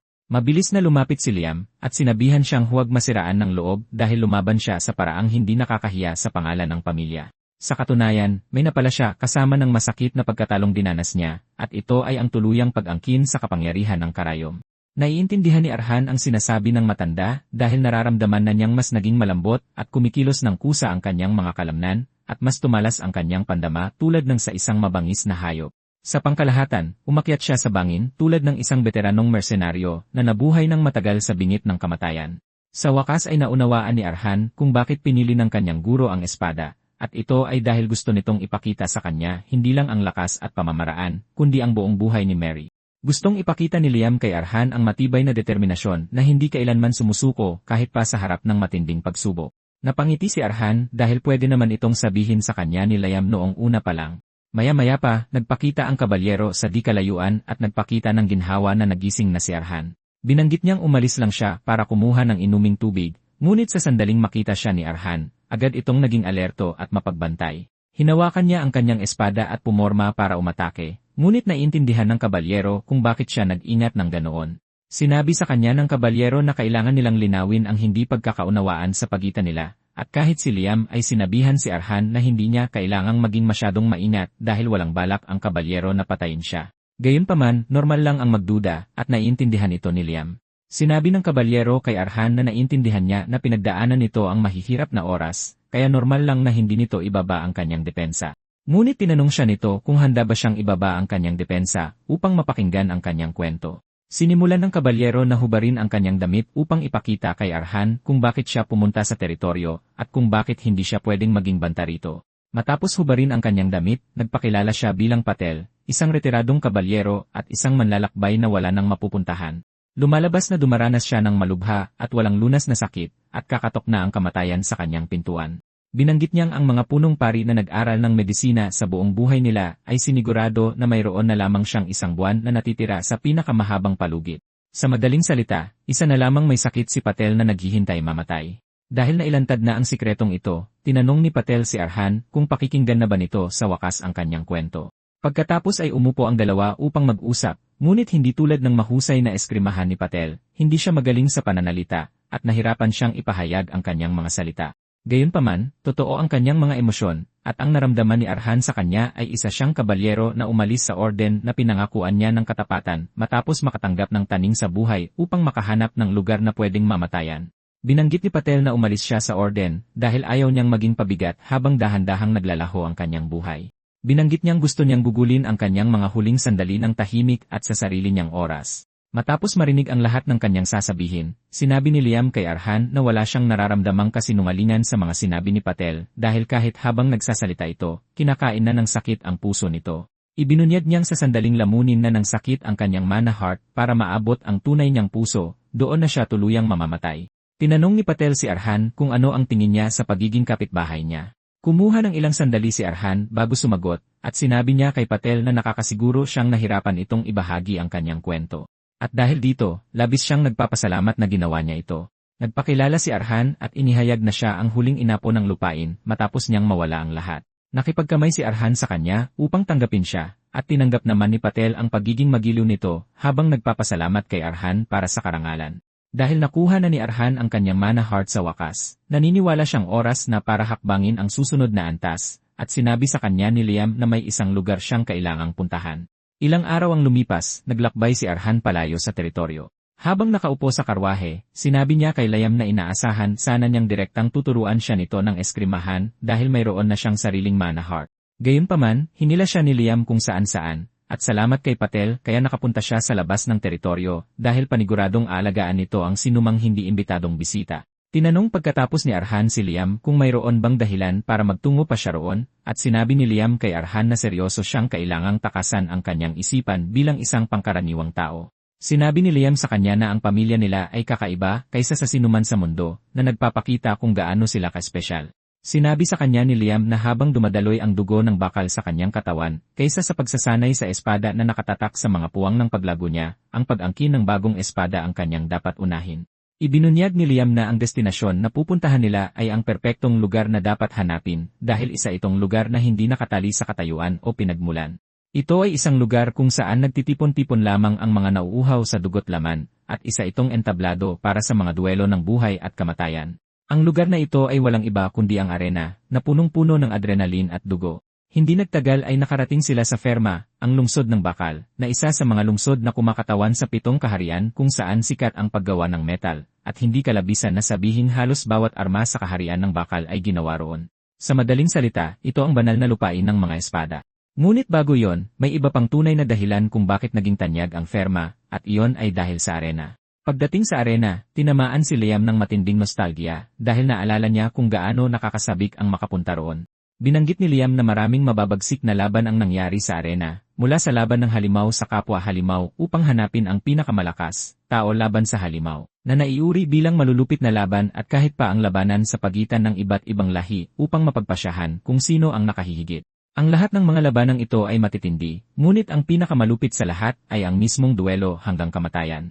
May mga mandirigma na may iba't ibang estilo at kasanayan na nagpapagulong-gulong sa alikabok, nakikipaglaban tulad ng mga hayop, at kinukuha ng panalo ang buhay ng talunan habang inaangkin ang lahat ng pag-aari nito bilang premyo. Isa itong kabaliwang patayan mula sa mga manonood na lasing sa amoy ng dugo, masayang naghahagis ng mga gintong barya at pumupusta habang sumisigaw na parang mga siraulo. Ito talaga ang baliw na lungsod na itinayo sa mga bunto ng dumanak na dugo. Matapos marinig ang lahat ng ito, inamin ni Arhan na wala nang mas magandang lugar pa para maging malakas, at nakikita niya kung gaano kasabik si Liam sa lahat ng ito. Naniniwala si Arhan na magkakaroon siya ng karanasan sa labanan habang lumalakas pa lalo mula sa pagkain sa mga espada ng mga natatalo niya sa laban. Gayunpaman, ipinaalam ni Liam sa kanya na nagkakamali siya sa lahat dahil kung naging ganoon lang kadali iyon, sana ay pinakain na lang niya kay Arhan ang bawat armas sa tambakan ng basura noon pa. Sinabi ni Liam sa kanya na hindi siya pwedeng basta-basta na lang kumain ng mga espada dahil kung gagawin niya ito, kakainin siya ng magkahalong mga alaala ng mga espadang ito, at sa huli ay mawawala ang sarili niyang pagkatao. Sinabi sa kanya ni Liam na dapat niyang kontrolin ang espada at huwag hayaang ang espada ang kumontrol sa kanya. Ipinaalam sa kanya ni Liam na pinapayagan lamang siyang kainin ang mga espadang pinili niya para sa kanya hanggang sa kayanan niyang buksan ang sarili niyang mga mata. Iminungkahi ni Liam na pumunta na sila mismo sa arena. Kinailangan nilang magparehistro, at pagkalipas ng 3 oras, sinabi na rin ng tagapag-asikaso kay Arhan na kailangan niyang pumunta sa counter para makuha ang kanyang medalya dahil hindi siya maaaring lumaban nang wala nito. Nagtaka si Arhan nang marinig niya ito dahil wala siyang alam tungkol sa medalya, at kahit si Liam ay walang ideya kung ano yon. Sinabi ni Liam kay Arhan na walang ganito noong kapanahunan niya. Ipinakita ng babaeng may berdeng buhok kay Arhan kung ano ang hitsura ng medalya, at hinikayat niya itong kumuha muna bago bumalik sa pila. Nalaman nilang ang mga medalya pala ay isang espesyal na palatandaan ng ranggo na makikita lang sa loob ng arena. Nakabatay ito sa kasikatan, katayuan, rekord sa laban, at iba pang aspeto ng isang mandirigma. Ang kulay ng medalya ang nagpapakita kung gaano kalakas ang isang tao, at nakaayos ito mula sa pinakamalakas hanggang sa pinakamahina. Mayroong itim, puti, platinum, ginto, at pilak na medalya. Dahil baguhan lang siya, ang tanging makukuha niya ay ang tansong kulay na sobrang walang kwenta. Hindi makapaniwala si Arhan na nagbago na ang lahat kumpara sa sinabi ng kanyang master. Ilang oras ang nakalipas, nagyayabang pa si Liam na pwedeng pumasok ang isang baguhan sa arena para kalabanin ang 100 tao. Walang diskriminasyon noon dahil pagdating mo sa arena, itatapon ka agad sa entablado para lumaban. Pero ngayon ay mayroon ng mga weight class na sobrang walang kwenta para kay Liam dahil pera-pera lang ang lahat. Sinabi ni Arhan na kahit na ipinagmamalaki ng kaharian ang kanilang lakas at patuloy silang magdaos ng madudugong laban sa daan-daang taon, walang matitirang mandirigma. At mababagot lang ang mga manunugal kung papalit-palit lang ng panalo ang malakas at mahina. Kaya dapat ang mga malalakas ay lumalaban sa mga malalakas at ang mga mahihina sa mga mahihina dahil mas masaya yon. Ipinaalam ni Arhan kay Liam na nagbago na ang panahon at dahil dito, naging sikat ang arena kaya dinarayo na ito ng mga tao mula sa malalayong lugar. Ito ang pangunahing dahilan kung bakit lumago ng husto ang Ferma, at mas masasabi itong isang matalinong pagbabago. Binanggit ni Arhan na sa panahong ito, hindi na sapilitan ang pagpatay sa talunan, pero malalang pinsala pa rin ang inaabot nito. Pero hindi tanggap ni Liam ang mga walang kwentang pagbabago na ito, kaya sinabihan niya si Arhan na sarilinin na lang ang impormasyon, dahil lalo lang siyang nagagalit habang nakikinig. Kahit na naniniwala siyang baka swertehin pa rito si Arhan, sinabi niya na magiging magandang karanasan ang lumaban sa taong ka-level niya dahil lagi itong magtuturo ng bagong aral sa kanya. Pero bago yon, naisip ni Liam na maghanap-hanap muna sila sa mga bilihan ng armas dahil siguradong mas maganda ang kalidad dito kumpara sa maliliit na tindahan malapit sa karavan. Dahil masyadong mabilis masira ang espada ni Arhan, naniwala si Liam na magandang ideya ang kumuha ng mga dagdag na armas bilang reserba. Bigla na lang silang dumaan sa isang pader ng parangal kung saan armas ang nakasabit imbes na mga medalya. Naiwan sa sobrang gulat sina Arhan at Liam dahil dito. Kasalukuyang namamangha si Arhan nang may isang lalaking nagngangalang Tom ang biglang sumulpot. Halata ni Tom na unang beses pa lang ni Arhan na makita ang Hall of Honor at nagpakilala ang lalaki bilang tagapangalaga nito. Sinabi ni Tom na handa siyang ipaliwanag kay Arhan ang tungkol sa Hall of Honor, kaya yumuko si Arhan at sinabing gusto niya talaga itong marinig. Binanggit ni Tom na ang mga armas na nakasabit sa pader ay pagmamay-ari ng mga mandirigmang gumawa ng kasaysayan sa arena noon. Luma at sira-sira na ang mga armas na ito, at dahil hindi na magagamit, iningatan na lang ang mga ito sa Wall of Honor para alalahanin ang tapang ng mga gumamit nito. Labis na namangha si Arhan sa nalaman niya, at sinabihan siya ni Tom na malaya siyang magtanong kung mayroon man siyang gustong malaman. Masayang binanggit ni Tom na ito ang karangalan niya bilang tagapangalaga ng lugar. Agad na sinabihan ni Liam si Arhan na tanungin si Tom kung pwedeng kunin ang mga espadang nakadisplay sa pader dahil nahanap na niya ang susunod na espadang kailangan niyang kainin. Ipinaalam ni Tom na pwede, pero para lang ito sa mga mandirigmang mapapatunayan ang kanilang mga sarili. Nakukuha ng mga mandirigmang ito ang karapatang kumuha ng isang armas na katumbas ng kanilang medalya. Kaya tuwing tumataas ng isang level ang ranggo ng kanilang medalya, nakakakuha sila ng panibagong armas. Ipinaalam sa kanya ni Tom na pwede siyang maging may-ari ng armas na kanina pa niya tinititigan kapag naabot na niya ang silver na ranggo. Pagkatapos nito, dumiretso na si Arhan sa arena. At habang dumadaan sila sa pasilyo papunta sa bungad ng arena, sinabi ni Liam kay Arhan na ang bulwagan na yon ay isang tunay na silid ng mga kayamanan. Para sa iba, maaaring mukha lang itong tambakan ng mga basurang walang kwenta, pero para kay Arhan, ang mga espadang ito ay purong ginto. Nasabik ng husto si Liam dahil ngayon ay marami ng dahilan si Arhan na pumunta sa arena, kahit na para lang sa pagsasanay, lalo na't kailangan niyang makuha ang mga magagandang espada sa pamamagitan ng pagpapataas ng ranggo. Sinabi ni Liam na mas gusto na lang sana niyang nakawin ang lahat ng espada, pero halos imposible ito dahil hindi pangkaraniwang tao si Tom. Hindi ito naintindihan ni Arhan dahil mukhang mabait na matanda naman si Tom, at naiintindihan ni Liam kung bakit hindi ito nakita ni Arhan dahil malaki ang agwat nilang dalawa na hindi niya maramdaman. Ipinaliwanag ni Liam na kayang gawing baluti ni Tom ang kanyang mana para gumawa ng perpektong depensa kahit nakalahati pa lang itong nabubuo. Sa madaling salita, ang mukhang mabait na si Tom ay isang eksperto sa espada. Nagulat ng husto si Arhan nang marinig niya ito, dahil ang ranggo ng isang eksperto sa espada ay sunod lang sa ranggo ng isang swordmaster. Tinanong ni Arhan si Liam kung bakit ginusto ng isang malakas na katulad ni Tom na maging tagapangalaga. Sinabi sa kanya ni Liam na huwag na siyang magulat dahil halos lahat ng nakaabot sa ganoong level ay may mga kakaibang takbo ng isip. Ipinagpilitan ni Liam na pagnanakawan nila ang bulwagan balang araw, at naramdaman ni Arhan na may balak pa rin itong nakawin ang mga espada sa Wall of Honor kahit na alam niya ang panganib. Sa totoo lang, hindi alam ni Arhan kung kailan siya pumayag sa pinaplano nito. Nagpatuloy si Liam at sinabing marami man ang nagbago sa arena, may mga bagay pa rin na mananatiling pareho. Tulad na lang ng pagtatago ng mukha upang isantabi muna ang kanilang ranggo, kasikatan, at pangalan sa labas para lumaban bilang isang normal na mandirigma na bahagi ng lumang tradisyon ng arena. Sinabi ni Arhan na napakaganda ng tradisyong iyon dahil tanging mandirigma lang laban sa kapwa mandirigma at walang pakialam sa pinagmulan, kaya malaya siyang lumaban ng walang pag-aalinlangan. Akmang papasok na sana siya sa arena nang pigilan siya ng referee, para sabihin kailangan muna niyang magbigay ng alias bago siya makapasok. Nagtaka si Arhan dito, at ipinaliwanag ni Liam na walang sino man ang pumasok sa arena na ginamit ang tunay na pangalan dahil magiging sagabal lang sa isang mandirigma ang mga titulo at katayuan nila sa lipunan. Hinikayat ng lalaki si Arhan na sabihin ang pinakaipinagmamalaki niyang pangalan na dadalhin niya habang buhay sa kanyang paglaban, at nag-isip sandali si Arhan bago pinili ang pangalang gusto niya na walang iba kundi Liam. Nagulat ang lalaki nang marinig ito dahil hindi pa niya ito narinig kahit kailan, at tinanong niya si Arhan kung isa ba itong pangunahing tauhan sa kwento ng mga kabalyero. Gayunpaman, tanging pag-asa na lang ang kaya niyang ibigay para sa unang laban ni Arhan. Dahil bronze ang pinakamahina sa arena, tanging ang mga maliliit na manunugal lang ang nagiging interesado sa mga labanan ng bronze na mandirigma. Walang may pakialam sa mga bronze na mandirigma dahil tingin nila sa mga ito ay isang murang palabas lang, kaya naman walang sumusuporta sa kanila at puro panlalait at pang-insulto lang ang ibinabato ng mga manonood. Halos kakapasok pa lang ni Arhan sa arena nang magsimula na siyang laitin ng mga tao sa paligid. Tinawag nila siyang isang patpating talunan na malapit ng mapugutan ng ulo.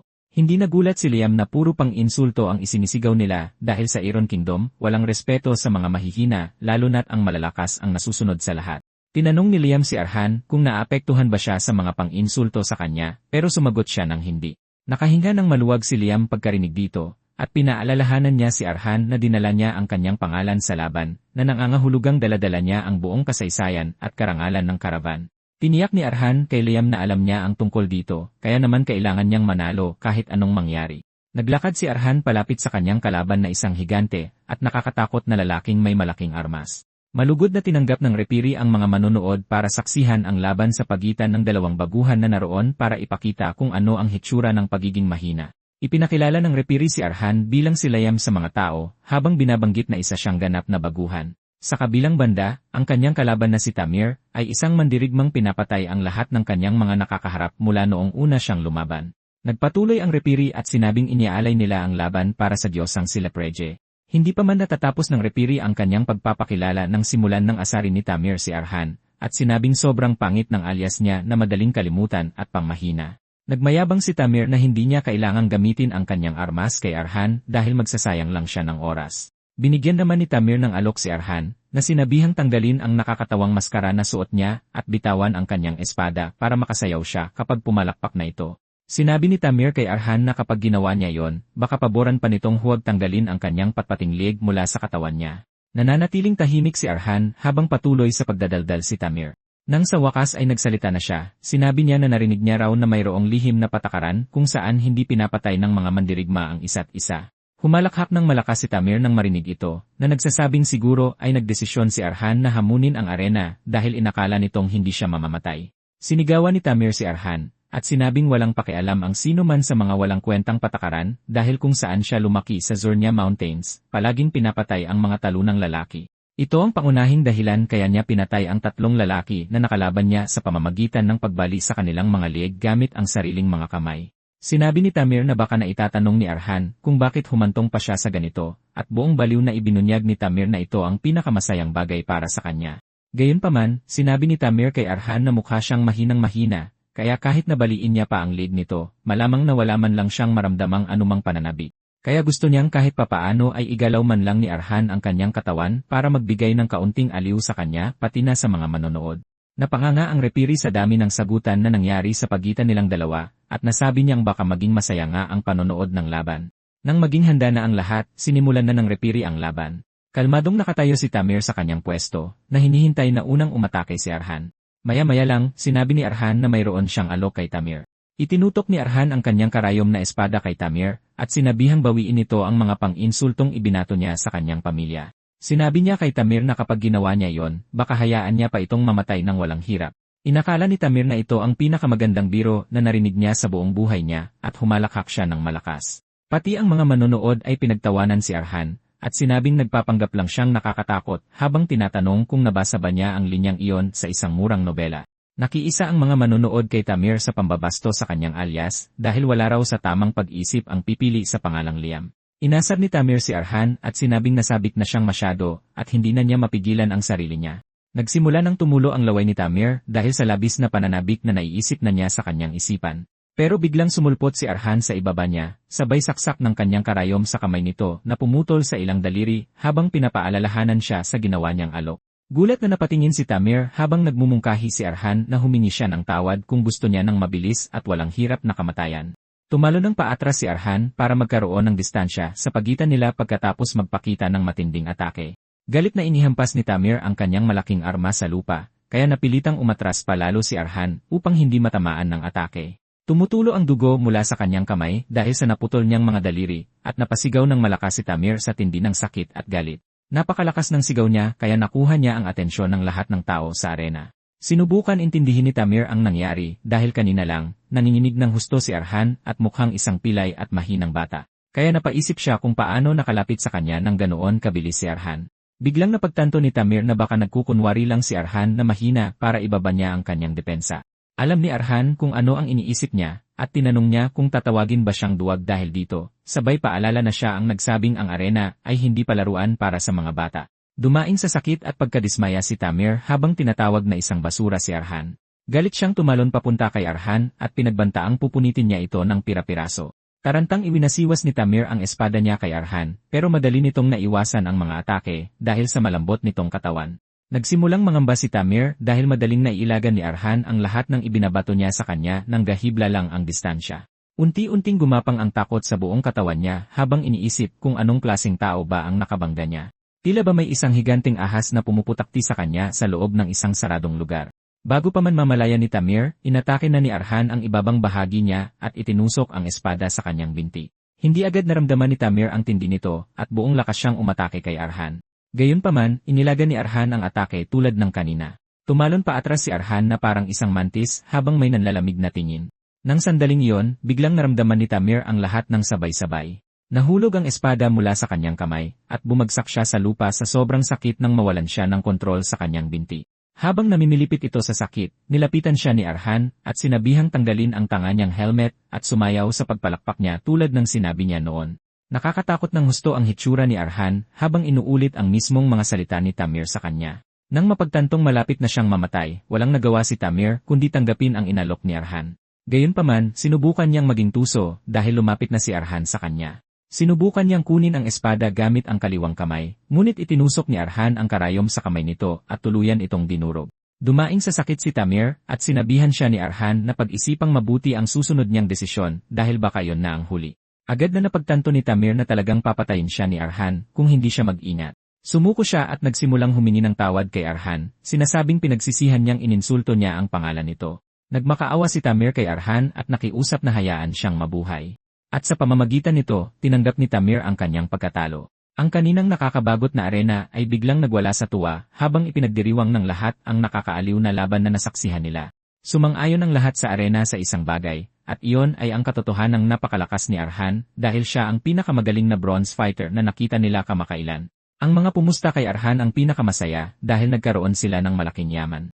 Nagsimula silang purihin si Arhan habang nagdadagdag ng titulo sa pangalan nito, tinatawag siyang munting gladiator na si Liam. Umugong sa pananabik ang buong arena habang sinasamba ng mga tao si Arhan.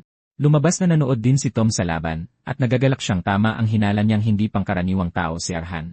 Napangiti si Tom dahil parang nakipagkaibigan lang siya sa isang tunay at may pag-asang manlalaban na kayang magpainay ng ganoon sa una niyang laban. Kasabay nito, nag-aalala si Tom dahil ang labis na atensyon sa arena ay madalas nakakalason.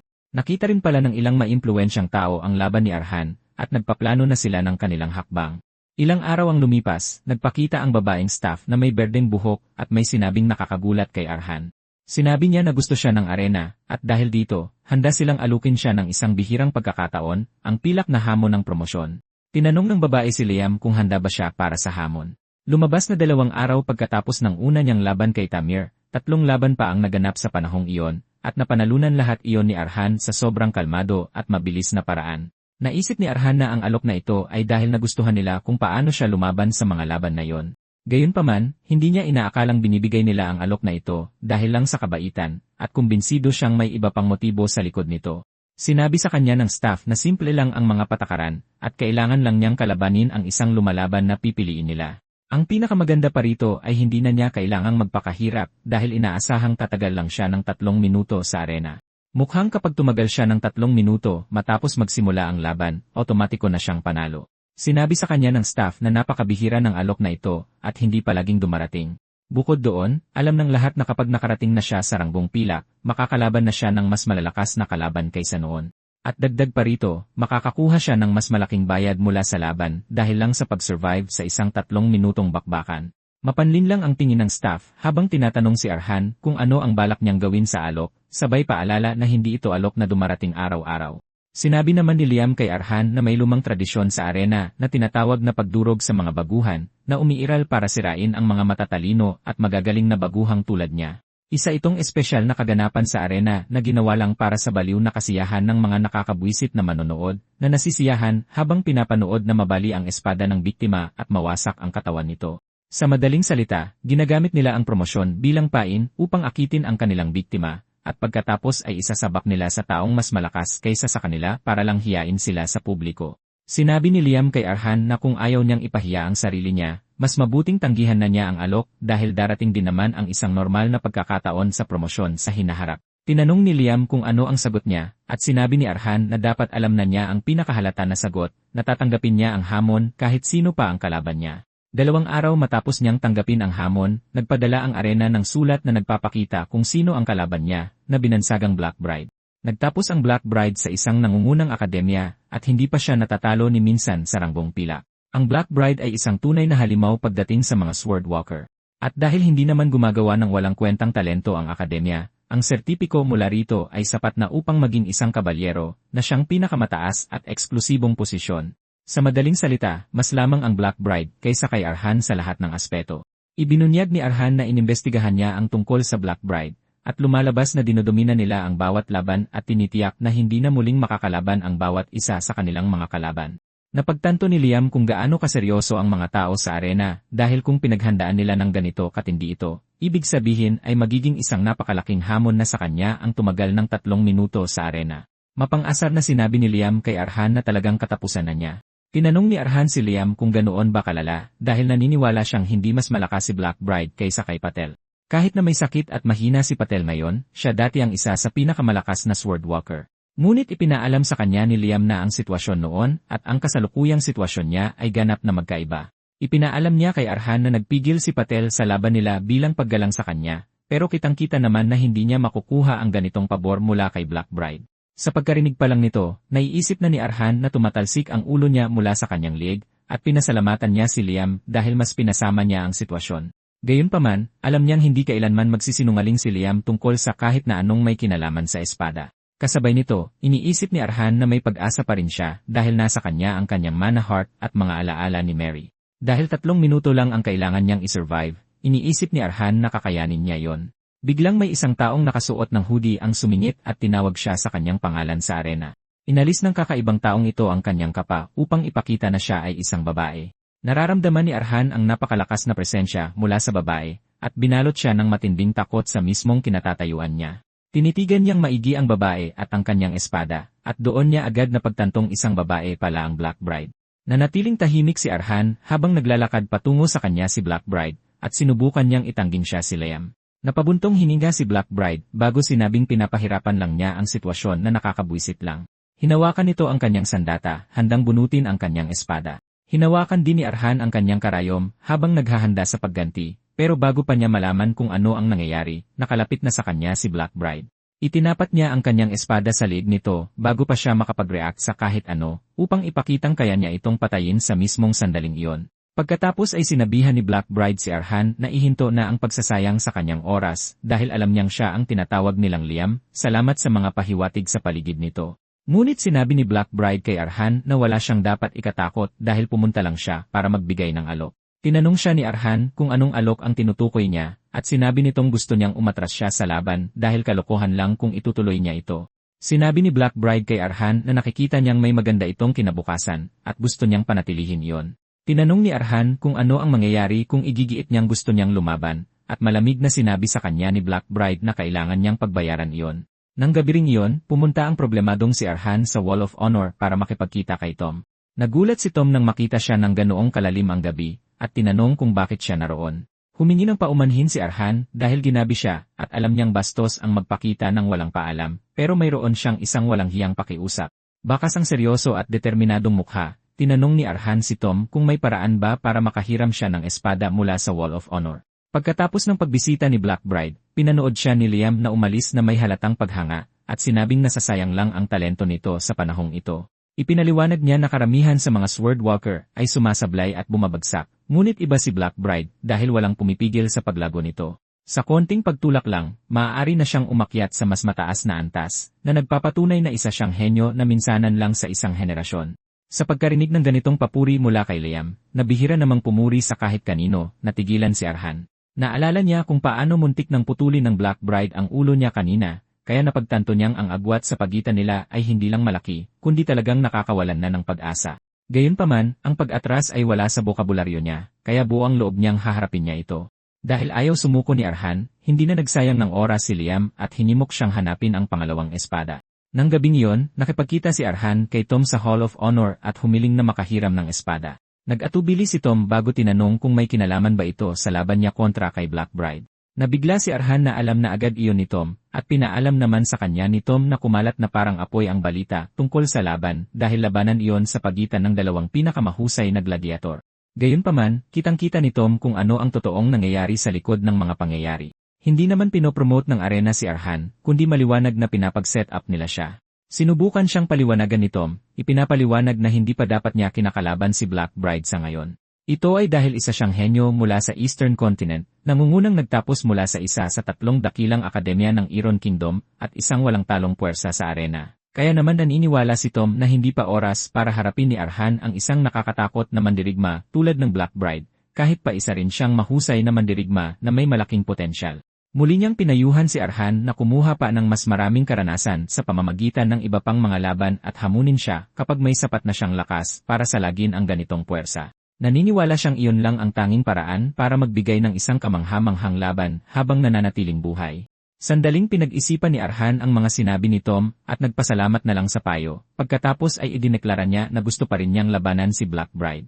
Tulad ng isang tunay na banta, inaktibo niya ang kanyang lihim na diskarte, ang emosyonal na manipulasyon. Nangangatog ang mga kamay at panginginig ng boses, nagpamalas siya ng pag-arteng sobrang nakakumbinsi na karapat-dapat makatanggap ng parangal. Inamin niyang takot siya, pero iginiit na ayaw niyang tumakbo palayo sa takot. Pagkatapos ay humingi siya ng pabor na humiram ng espada mula sa bulwagan, sinasabing ang mga espiritu ng mga nakaraang mandirigma ang magbibigay sa kanya ng lakas ng loob. Para selyuhan ang kasunduan, nagmungkahi siya ng pabor sa parehong panig na kung mabubuhay siya, formal niyang makukuha ang espada. At kung mamamatay siya, maaari na lang itong bawiin nito mula sa kanyang bangkay. At kung hindi pa yon sapat, nagbitiw si Arhan ng huling hirit, umaarteng tatanggapin niya ang pagtanggi ng walang reklamo. Matapos ang isang maikling panloob na pagtatalo, sumuko si Tom at sumang-ayon na baluktutin ang mga patakaran para sa kanya. Naniniwala siyang taglay ni Arhan ang diwa ng isang tunay na mandirigma, kaya karapat-dapat siya sa eksepsyong ito. Sa halip na sirain ang kanyang pag-arte, itinodo pa ito ni Arhan, at muling nagtanong kung hindi ba ito magdudulot ng gulo. Tuluyan itong tinapos si Tom na buong tiwalang panatag siya, at sa puntong ito, nadala na talaga si Tom sa emosyon. Paulit-ulit na yumuko si Arhan bilang pasasalamat habang nanonood si Liam sa gilid na aliw na aliw. Nagkomento pa nga siya na baka mas may talento si Arhan sa pag-arte, kaysa sa pakikipaglaban gamit ang espada at maaari sana siyang kumita ng malaki sa industriya ng libangan. Nang maihanda na ang lahat, sabik na inaabangan ni Arhan na lamunin ang kanyang pangalawang espada at isanib ang kapangyarihan nito sa kanyang sarili. Kinabukasan, sumabog sa pananabik ang arena nang magsimula ang pinakahihintay na duelo. Umungal ang mga manonood, uhaw sa dugo, habang ang Black Bride na nakasuot ng kanyang sikat na madilim na kasuotan ng nobya ay humakbang patungo sa larangan ng digmaan. Ngunit sa likod ng mga nangyayari, mas malagim ang mga bagay-bagay. Inutusan na siya ng arena na tuluyang durugin si Arhan at hindi lamang talunin siya, kundi putulin ang isa sa kanyang mga paa o kamay para sa mas mataas na antas ng libangan. Noong una, tumanggi siya ng walang pag-aalinlangan. Ngunit sa sandaling ibinunyag nilang ang pabuya, ay isang maalamat na dragon sword mula sa Eastern Continent, nagbago ang lahat. Ito ay dahil ang talim nito ay may malalim na kahulugan para sa mga eskrimador mula sa kanyang bayang sinilangan, at ito ang matagal na niyang pinapangarap makuha. Nang harapin ang gayong alok, natahimik siya, at inakala ng attendant na tinatanggap niya ito, kaya't hinikayat siyang magbigay ng palabas na karapat-dapat sa mga manonood. Kahit sumang-ayon, hindi lubos na walang puso si Black Bride, at tinulak siya ng kanyang konsensya na makipagkita kay Arhan muna at alukin siya ng paraan para makaatras. Binigyan niya si Arhan ng pagkakataong sumuko at iwasan ang parating, ngunit nadismaya siya nang lumitaw pa rin ito sa arena. Nang pumwesto na si Arhan sa larangan ng digmaan, nagsimula siyang magbabala sa huling pagkakataon na anumang mangyari ay sa sarili niya na itong kagagawan. Gayunpaman, nang ihanda niya ang kanyang espada, isang nakakakilabot na pakiramdam ang bumalot sa kanya. Naamoy niya ang matapang na amoy ng dugo sa hangin, ngunit nahihirapan siyang paniwalaan na nagmumula ito kay Arhan. Ang hindi niya alam ay ang pakiramdam na ito ay nanggagaling sa pangalawang espadang kalalamon pa lang ni Arhan, isang sandata mula sa Crowd City, na dating ginamit ng isang mandirigmang basang-basa sa dugo na gumawa ng sariling landas tungo sa kalayaan. Ang Crowd City ay dating isang magandang palatandaan na bahagi ng isang bumagsak na republika, ngunit matapos humiwalay, naging isa ito sa 6 na malalayang lungsod. Noon, kilala ito bilang isang paraiso, isang lugar na puno ng kagandahan at kasaganaan. Gayunpaman, ang imaheng iyon ay matagal nang naglaho dahil ang lungsod ay naging isang nakapanlulumong bangungot kung saan ang kalayaan at pag-asa ay mga karangyaang hindi kayang maabot ng mga ordinaryong tao. Ang pagbagsak na ito ay nagsimula sa mga maharlikang may kasakimang walang hangganan. Ibinenta muna nila ang teritoryo ng lungsod sa isang dayuhang malakas na nasyon na kilala bilang Golden Empire, at kahit pagkatapos niyon, patuloy nilang pinagsamantalahan ang sarili nilang mga tao. Kinalaunan, nagsimula silang magbenta ng mga pangunahing karapatang pantao para lang makakuha ng maraming utang mula sa Red Bank, at itinulak ang buong lungsod sa malaking pagkakautang. Dahil dito, ang mga mamamayan ng Crowd City ay naging tila mga alipin na lamang. Naglaho ang mga karapatang pantao, at napilitan ang mga tao na magtiis sa patuloy na pagdurusa. Kabilang sa mga nanonood sa mabagal na pagkawasak na ito ay isang lalaking nagngangalang Fang na tanging nagmamasid na lang habang unti-unting lumulubog sa kawalan ng pag-asa ang lungsod. Nakita niyang binubugbog hanggang mamatay ang mga ama habang nanlilimos sa mga kalye at mga inang ibinebenta ang kanilang mga sarili para lang mabuhay ang kanilang mga anak. Gayunpaman, nagbago ang lahat para kay Fang nang mamatay ang kanyang nakababatang kapatid na babae dahil sa simpleng lagnat dahil wala siyang pambili ng gamot. Ang sandaling iyon ay may sinira sa kanyang pagkatao at nagsimula siyang magtanong kung bakit patuloy na tinatanggap ng lahat sa lungsod ang ganoong kalupit na tadhana ng walang paglaban. Ang kanyang sagot ay hindi inaasahang dumating isang araw sa isang pampublikong pagbitay. Hinatulan ng kamatayan ang bilanggo dahil lang sa lumaban siya sa isang lasing na turista na nang-abuso sa kanya. Karaniwan, binabaliwala ang karahasan sa loob ng lungsod, ngunit dahil dayuhan ang biktima, nagpasya ang mga otoridad na gawing halimbawa ang mamamayan. Sa kabila ng malinaw na kawalang katarungan ng sitwasyon, walang humakbang para magprotesta. Takot na takot ang mga tao sa kahihinatnan, nangangamba na ang anumang paglaban ay magdudulot lamang ng mas malupit na pagtrato mula sa mga dayuhan. Gayunpaman, isang hindi inaasahang bagay ang nangyari matapos ang pagbitay. Nabalot ang lungsod ng nakakapanindig balahibong katahimikan, at sa loob ng ilang araw, nagpatuloy ang katahimikang iyon. Para bang may namumuong tensyon na nagbabalak kayong kapayapaan ang kumalat sa buong lupain. Ngunit hindi iyon kapayapaan, kundi sadyang nag-iingat lang ang mga turista, at dayuhang dating minamaliit ang mga mamamayan. Ito ay dahil ang mismong mga taong dati nilang tinatratong basura, ay nagpakita na kaya nilang lumaban, at ang realisasyong iyon ay nagtanim ng takot sa kanilang mga puso. Sa unang pagkakataon, nagbago ang timbangan. At mula rito, nakarating si Fang sa isang makapangyarihang konklusyon. Naniwala siyang ang mga kadenang gumagapos sa mga tao ay hindi lang ipinilit sa kanila, kundi pinapanatili rin ng kanilang sariling takot at pagpapasawalang bahala. Kung talagang gusto nila ng pagbabago, matagal na sanang naputol ang mga kadenang iyon. Ngunit naunawaan din niya na ang kalayaan ay hindi makakamit ng walang sakripisyo. Mangangailangan ito ng pagdanak ng dugo, at may kailangang magpasa ng pasaning iyon. Tinatanggap ang katotohanan ito, pinili ni Fang na humakbang patungo sa mga anino bilang isang mamamatay tao, nagpasyang siya ang magiging tagapaghatid ng hatol. Handa siyang bahiran ng dugo ang kanyang mga kamay kung mangangahulugan ito ng pagbabalik ng kalayaan at paraisong nawala sa Crowd City. At ngayon ang mismong sandata ni Fang ay ang nilamon ni Arhan at inaasahang makatutulong sa kanya upang baliktarin ang takbo ng laban sa duelong ito. Hindi naglaon, umakyat ang tagapagbalita sa entablado at opisyal na idineklara ang simula ng pinakahihintay na labanan, naghatid ng matinding pananabik sa mga manonood. Tahimik na pinag-aralan ni Black Bride ang aura ni Arhan, inaalalang sa unang pagkakataong makita niya ito, mayroon itong aura ng isang mersenaryo. Ngunit ngayon ang kanyang aura ay pakiramdam ng isang taong nagbabad sa malawak na ilog ng nagdanak na dugo. Napansin niyang si Arhan ay tila mas mukhang isang mamamatay tao na nababalutan ng kadiliman at dugo. Patuloy niya siyang pinag-aralan, sinusubukang unawain kung ano ba talaga siya, ngunit wala siyang mahanap na sagot, hindi mawari ang kakaibang sitwasyon. Pinag-aralan niya itong mabuti, sinusubukang intindihin kung ano ba ang eksaktong nagbago, pero walang magkatugma. Napakalaki ng puwang sa pagitan ng nakita niya noon at sa nararamdaman niya ngayon, kaya hindi niya ito maintindihan. Gayunpaman, isinantabi niya ang mga kaisipang iyon, nagpa siyang tapusin na siya. Nang walang pag-aatubili, sumugod siya pasulong na may mabilis at tumpak na atake, lubos na umaasang matatalo niya ito kaagad. Ngunit sa kanyang pagkagulat, madaling naiwasan ni Arhan ang atake, gumagalaw sa bilis na dapat sanay imposible para sa kanya. Agad itong nakapagpawala ng pokus niya dahil isang gabi lang ang nakalipas, mabagal at asiwa ang galaw niya, malayo sa anumang makakapagbigay sa kanya ng laban. Base sa bersyong iyon ng kanyang sarili, walang senaryo kung saan makakakilos siya sa tamang oras, lalo pa ang malinis na salagin ang kanyang atake. Pero ngayon ay gumagalaw siya na parang ibang tao talaga. Bago pa maunawaan ni Black Bride ang nangyayari, nilapitan siya ni Arhan, umaatake gamit ang karayom sa isang kamay at ang espada ng mamamatay tao sa kabila.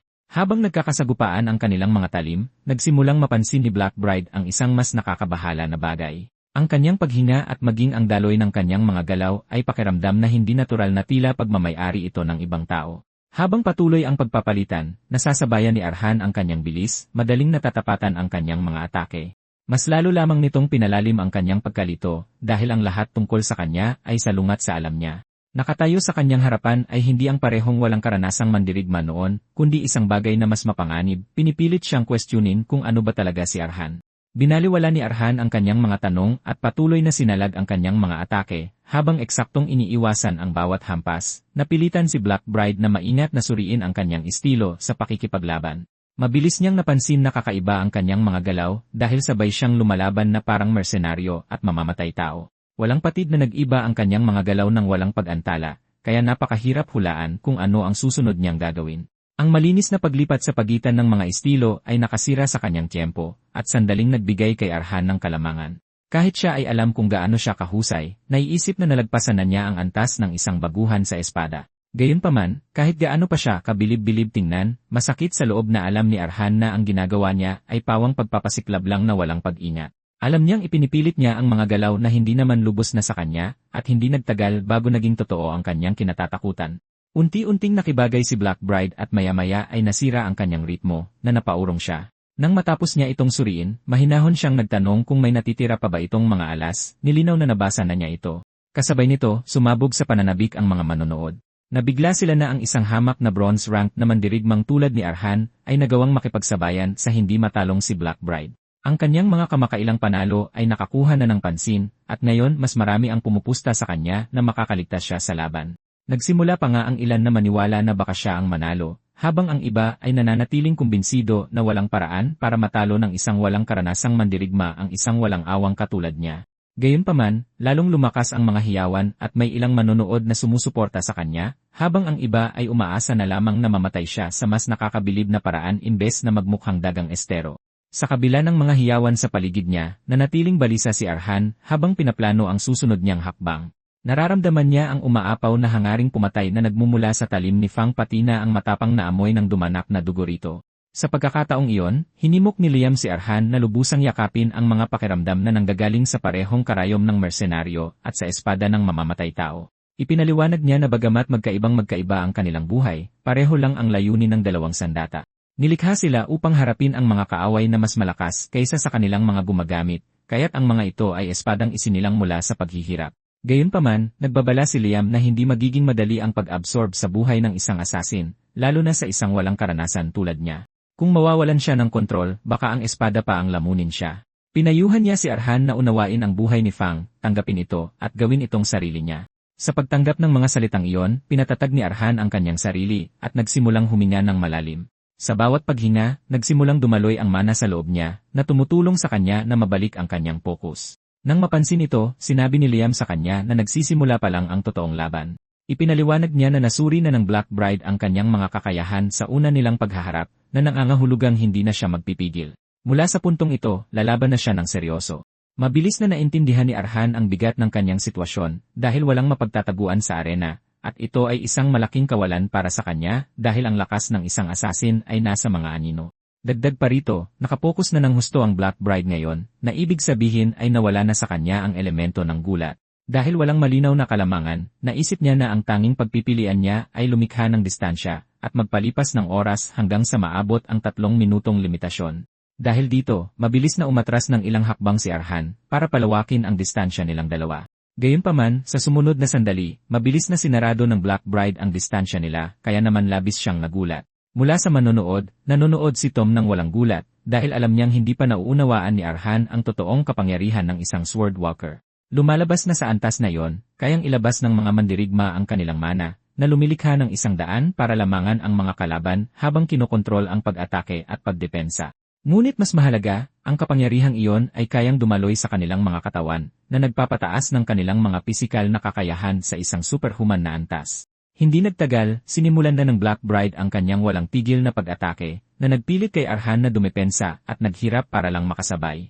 Naging malinaw agad sa kanya na nagpipigil siya kanina dahil ang bilis at lakas na ipinapakita niya ngayon ay higit na sa naranasan niya dati. Desperadong naghahanap si Arhan ng siwang o pagkakamaling pwedeng samantalahin pero wala siyang nahanap. Napansin niya na hindi tulad ng karamihang mandirigma na nag-iwan ng maliliit na puwang sa pagitan ng kanilang mga pag-atake, walang kapintasan ang kanyang husay sa espada. Ang bawat galaw ay walang putol na nakakonekta sa susunod kaya walang lugar para sa mga counter-attack. Para kay Arhan, ang kanyang estilo ay hindi lang basta paglaban kundi isang sining. Ang bawat hampas ay umaagos tulad ng hagod ng brush ng isang sikat na pintor at ang mismong battlefield ang kanyang canvas kung saan lumilikha siya ng perpeksyon sa bawat pagwasiwas ng kanyang talim. Kahit nahihirapan, patuloy na naghahanap ng paraan si Arhan habang namamangha sa mandirigmang nasa harap niya. Nang isa pang malakas na pag-atake ang dumating sa kanya, hinarang niya ito ng buong lakas gamit ang karayom ng mersenaryo at talim ng assassin. Maging si Liam ay humanga nang masaksihan niya ang diskarte ng Black Bride at ipinaliwanag niya na ang mga swordsman mula sa Eastern Continent ay nagsasanay ng martial arts. Isang mahiwagang anyo ng labanan na iniayon ang kanilang mga galaw sa mismong kalikasan. Kahit na ang kanilang mga galaw ay kasinggaan ng balahibo, at ang bawat pag-ugoy ng kanilang espada ay marikit na lumilikha ng isang magandang dumadaloy na landas sa hangin. Ang bawat magandang hampas ay bumabagsak na parang alon at titigil lang kapag tinamaan nito ang kalaban. Patuloy na iniiwasan ni Arhan ang bawat perpektong atake, pero sa sandaling inakala niyang ligtas na siya, gumawa ang Black Bride ng paraan para makuha siya sa gitna. At sa pamamagitan ng isang malakas na talon, sumugod siya para tapusin ang kanyang obra maestra. Ngunit ang matinding pressure mula sa paparating na pag-atake ang nagpilit kay Arhan sa buhay ng assassin na si Fang. Mula sa mga alaala ni Fang, naibalik siya sa nabubulok na lungsod at sa dugong kailangang dumanak ni Fang sa kanyang landas patungo sa kalayaan at sa kanyang pakikipaglaban sa mga tiwaling maharlika ng lupain. Ang patuloy na pakiramdam ng kamatayan at ang amoy ng dugo pagkatapos ng bawat pag-atake.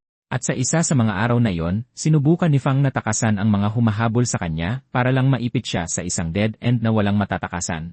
Nakatayo sa harapan niya ang isang kalaban na higit pa sa kaya niyang labanan kaya ang tanging paraan para mabuhay ay ang pagtakas. At ngayon kahit na yon ay nawala na rin. Habang gumagawa ng tiyak na landas ang kalaban niya, napagtanto ni Fang na tuluyan nang umabot sa wakas ang kanyang buhay. Gayunpaman, habang sumusugod ang kalaban sa kanya, isang himala ang nangyari. Napansin ni Fang ang isang maliit na butas sa harapan niya na nalaman niya agad na ito rin ang nakatulong sa kanya na makatakas sa kamatayan ng ilang beses.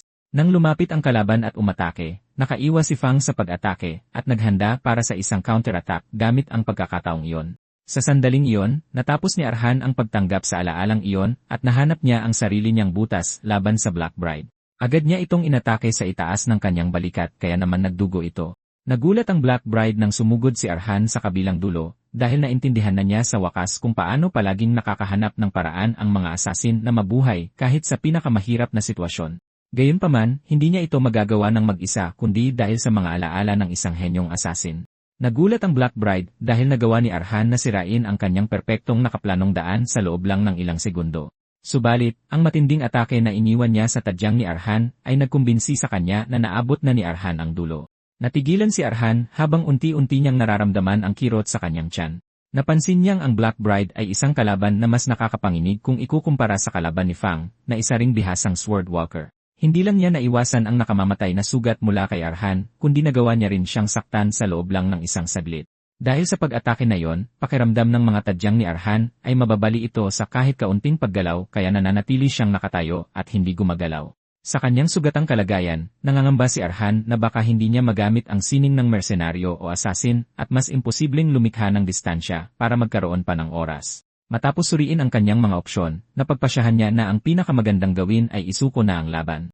Sumaglit din siyang mag-isip na kunin ang desisyong ito kahit na nakakahiya. Mananatili naman siyang buhay na naniniwalang mas makakapagpaangat siya ng ranggo sa susunod. Gayunpaman, dumaloy sa kanya ang pagkasutil ng dugo ng pamilyang Caravan, kaya mas determinado si Arhan na magpatuloy habang pinapanood ang kanyang batang inapo na bumangon para lumaban sa kabila ng hirap na kakaharapin nito. Buong pagmamalaking napangiti si Liam. Kahit ang announcer ay namangha dahil nakagawa ng sugat ang isang simpleng bronze fighter sa walang talo na reyna ng mandirigma. Nagsimula siyang mag-isip kung balak bang ituloy ni Arhan ang paglaban niya ng sugatan. Nang makita siyang naghahanda na para sa isa pang round, napagtanto ng announcer na may potensyal si Arhan na maging bituin dahil sa ganoong walang hanggan na determinasyon. Kaya pinalakas niya ang atensyon ng manonood at inihayag na may humigit kumulang na 10 segundo na lang si Arhan tungo sa tagumpay. Habang naglalaban sa huling pagkakataon sina Arhan at ang Black Bride, pinanood ni Liam ang kanyang batang inapo na hindi niya inaasahang maging henyo. Para kay Liam, ang henyo ay tumutukoy sa mga nakakahanap ng paraan sa kalagitnaan ng mga imposibleng kondisyon.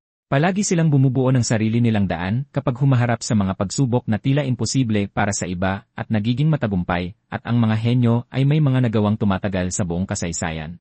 Pero napagtanto ni Liam na halatang hindi kabilang sa kanila si Arhan dahil mahina ang katawan nito at mababa ang kaalaman niya sa paghawak ng espada. Habang ang karaniwang mga manlalaban ay mabilis na natututunan ang 1-0 hakbang, wala pang 3 ang kayang gawin ni Arhan sa parehong oras dahil iyon lang ang kayang gawin ng katawan niya. Samantala, nananatiling matatag si Arhan kahit na marami ng hiwa ang nakuha niya mula sa Black Bride.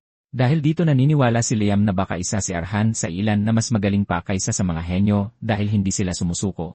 Ang mga ilan na ito ay tinatawag na mga alamat, at ang kanilang wagas na determinasyon kung minsan ay nagiging dahilan ng isang napakalaking pag-unlad at nagpapasikat sa kanila bilang mga bayani. Naniniwala si Liam na ang katatagan ni Arhan, kahit nahaharap sa pagkawala ng lahat ng mahalaga sa kanya, ang siyang nagpapaiba sa kanya. Dahil sa kadilimang iyon, hindi niya kailanman binitawan ang kanyang espada hanggang sa huling sandali. Idiniin ni Liam na ito ang nagbibigay kay Arhan ng mga katangian para maging isang bayani. Gayunpaman, sa sumunod na sandali, may ginawa ang Black Bride na nagpagulat kay Arhan. Ginamit niya mismo ang parehong galaw ng isang mersenaryong mananayaw para atakehin siya, at para tiyaking alam niya ito. Sa kasamaang palad, bago pa maisip ni Arhan kung anong nangyayari, bumaon ang kanyang espada sa balikat niya at nagbigay ito ng malalang sugat. Kaya napagpasyahan ni Liam na medyo kulang ang paninindigan ni Arhan bilang bayani, pero hinikayat niya itong huwag mabigo. Habang bumabagsak si Arhan sa mga braso ng Black Bride kung saan nakaipit ang kanyang talim sa balikat nito, nag-anunsyo ang host na tapos na ang nakatakdang oras kaya naman si Arhan na ang panalo. Umalinggaw sa malakas na hiyawan ang madla sa sandaling inanunsyo ng host na umangat na si Arhan sa silver rank at bibigyan ng silver medal. Samantala, binitawan ng Black Bride si Arhan at napahiga siya sa lupa habang tahimik itong pinapanood ng babae. Kahit iniligtas niya ang buhay nito, napansin ng Black Bride na marami rin siyang nagawa sa kanya dahil kapag hinawakan niya ang espada, hindi niya kayang pigilan ang sarili. Kahit may mga tumatawag na talento iyon o pagiging baliw sa iba, naniniwala siya na sa madaling salita ito ay karahasan. Gayunpaman, nakaramdam siya ng saya dahil matagal na rin simula noong humarap siya sa ganoong kalakas na kalaban at mas nagka-interes pa siya kay Arhan. Nang biglang isang boses na telepathic ang sumingit sa kanyang pag-isip, na nagpapaalala sa kanyang kasunduan na putulin ang isa sa mga paa o kamay ni Arhan kapalit ng Dragon Sword. Ipinapaalam niya sa Black Bride na hindi siya makakatanggap ng gantimpala kung mabibigo siyang tuparin ang kanyang kasunduan. Mula sa area, namahagi ang nakakainis na maharlika ng mga utos para sa kanya gamit ang isang kumikinang na orbi. Binigyan niya ang Black Bride ng huling pagkakataon na kunin ang braso ni Arhan bilang tropeo na magsisilbing aliw kapalit ng Dragon Sword. Habang patuloy na nagpipilit sa kanya ang nakakainis boses, nag-aalangan naman ang Black Bride. Ngunit pagkaraan ng ilang sandali, minura niya siya at pinutol ang koneksyon nila bago ibinaba ang kanyang espada. Dahil dito, naisip niyang lisanin sandali ang lungsod, subalit bigla siyang nasilaw sa isang malakas na liwanag na sumabog sa kanyang mga mata. Sinubukan ng Black Bride na intindihin ang liwanag at habang nararamdaman niya ang pamilyar, ngunit nakakakaba na aura, biglang nagpakita si Liam sa kanyang harapan. Maging si Liam ay nagulat sa hindi inaasahang pag-unlad nito at inisip kung resulta ito ng pagkawala ng malay ni Arhan o dahil ito sa naging matinding labanan. Binati niya ang Black Bride at tinawag itong batang babae mula sa silangan. Sinabi niya sa kanya na isa siya sa mga bihirang mula sa silangan na tinatawag na shaman na nakakadama ng mga kaluluwa at may taglay na malakas at banal na kapangyarihan. Namangha si Liam dahil ang Black Bride ay may matalas na pakiramdam na kasabay ng kanyang mahusay na talento sa pakikipaglaban. Samantala, natulala ang Black Bride at iniisip kung imahinasyon niya lang ba ang mga nakikita niya. Subalit may isang naging malinaw para sa kanya, at ito ay ang taong nasa harapan niya ay nagtataglay ng Heart Sword. Isang bagay na pwedeng makuha kapag naabot na ang dulo ng espada. Ang Heart Sword ay isa ring simbolo ng sinumang umabot sa antas ng Sword Master. Naalala ng Black Bride na ang Sword Master na si Carlos ay napapaligiran ng 1-0 na mumulaklak na Heart Sword noong naging pinakamalakas na swordsman siyang nabubuhay. Gayunpaman, naging litong-lito ang Black Bride nang makita niya ang dami ng mga Heart Sword sa itaas ni Liam. Nagsimula siyang magbilang, at mula sa dosena, naging daan-daan at libo-libo ito, at hindi na niya mabilang nang makitang sumakop na sa buong kalangitan ang mga ito. Sinuri niya itong mabuti, na hindi matukoy ang uri ng nilalang na nakatayo ng pagkataas-taas sa kanyang harapan. Nang maramdaman ni Liam ang kanyang pagkalito, sinabihan niya ang Black Bride na wala pa itong kakayahan para maintindihan ng husto ang mga kasagutan sa kanyang mga tanong. Pagkatapos ay hinikayat niya siyang maaabot niya rin ito, na nakilala bilang lupain ng mga espada o ang huling hantungan ng lahat ng mga talim. Kasing bilis ng paglitaw ng ilusyon, naglaho ito sa kanyang harapan. Bago tuluyang maglaho, sinabi ni Liam na abangan niya ang araw na muli silang magkikita, at tinawag pa niya itong Solyon, na nagkataong tunay pala nitong pangalan. Nakatayo roon si Solyon na tila tulala habang bumubuhos sa kanyang isipan ang mga alaala ng mga kwento ng kanyang ama noon. Noon, kinuwento niya ang isang alamat tungkol sa mga espadahin na umaakyat kapag ang kanilang antas ay umabot na sa kalangitan. Sabi ng ama ni Solyon, ang mga ganitong espadahin ay nagpupunta sa lupain kung saan naninirahan ang mga immortal. Ipinaliwanag niya na ang lugar na ito ay isang paraisong puno ng saya kung saan sasalubungin balang araw ng mga pumanaw na ang kanilang mga mahal sa buhay. Sinabi rin niya kay Solyon na wala siyang pagsisisihan kung balang araw ay muling magkakasama roon ang kanilang pamilya. Matapos makita ng panandalian si Liam, napagtanto ni Solyon na totoo ang alamat mula sa mga kwento ng kanyang ama at totoong may Diyos ng mga espada. Kinabukasan, nilapitan ni Solyon si Arhan sa recovery room at nagpakilala ito sa kanya. Ngunit nagulat siya at nalito nang hilingin nitong sumunod sa kanya, kaya napatanong siyang muli, nag-iisip kung nasiraan ba ito ng bait dahil sa matinding laban nila sa arena. Gayunpaman, malinaw na sinabi ni Solyn na plano niyang manatili sa tabi nito upang makita, marinig at maramdaman ang lahat. Sinabi niya kay Arhan na ang pagsunod rito ang pinakamabilis na paraan upang maabot ang pangarap niyang marating ang dulo ng espada at halos magmakaawa siyang payagan siya nito. Nalilito si Arhan at tinitigan siya ng may pagtataka, nag-iisip kung isa ba itong bagong uri ng panloloko dahil nakapagtataka na ang napakalakas na Black Bride ay mag-aalok na maging tagasunod sa isang marupok na parang panakot ibon na tulad niya. Nang makitang natataranta ito, ikinuwento ni Liam kay Arhan ang pagkikita nila ni Solyon matapos siyang mawalan ng malay sa arena. Taas noong idineklara ni Liam na nabighani ito sa kanyang nag-uumapaw at walang hanggang race. Halos masuka si Arhan habang pinapanood ang kanyang matandang ninuno na umastang parang payasong nagpapapansin.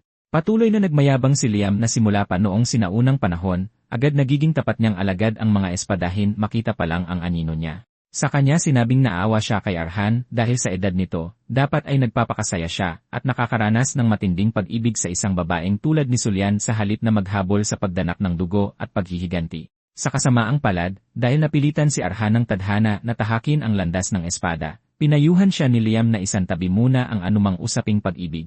Sinabi niya na ang pagkapit sa ganitong ugnayan ay pipigil lamang sa kanya at magpapahina sa kanya. Pagkatapos ay pinaalalahanan siya ni Liam na siya ang inapo ng mga karavan at isang tagapaghiganti para sa mga taong kinuha mula sa kanila. Hinihimok niya si Arhan na timbangin ang halaga ni Solyn bilang isang espadahin at suriin kung totoo ito. Tahimik siyang pinagmasdan ni Arhan at napagtantong isa siyang napakahalagang kakampi na nais manumpa ng katapatan sa kanya. At dahil kinilala rin ni Liam ang kanyang talento, magiging malaking tulong si Solyn sa pagkamit ng kanyang layunin. Sa pag-alala kung gaano siya kagaling noong laban nila, napagtanto ni Arhan na ang presensya nito ay tiyak na magtutulak sa kanya na mas lalo pang gumaling. Kaya nagpakilala siya ng maayos at mainit siyang tinanggap bilang isang kapitbahay, at inihabilin naman ni Solyon ang sarili sa kanyang pangangalaga. Habang pabalik sa karavan, sinabi ni Arhan kay Solyon na gusto niyang linawin ang isang bagay bago sila makarating sa kanyang teritoryo, at pinakiusapan niya itong huwag masamain ito. Sinabi ni Arhan sa dalaga na nasa isang komplikadong relasyon siya ngayon na hindi niya maipaliwanag ng maayos, pero ang punto ay hindi siya pwedeng magkaroon ng relasyon sa kanya. Agad na nagbago ang ihip ng hangin nang sabihin ito ni Arhan, at nagpatuloy siya sa pagsasabing nakakasiguro siyang hindi rin naman siya ganoon tingnan ni Solyn.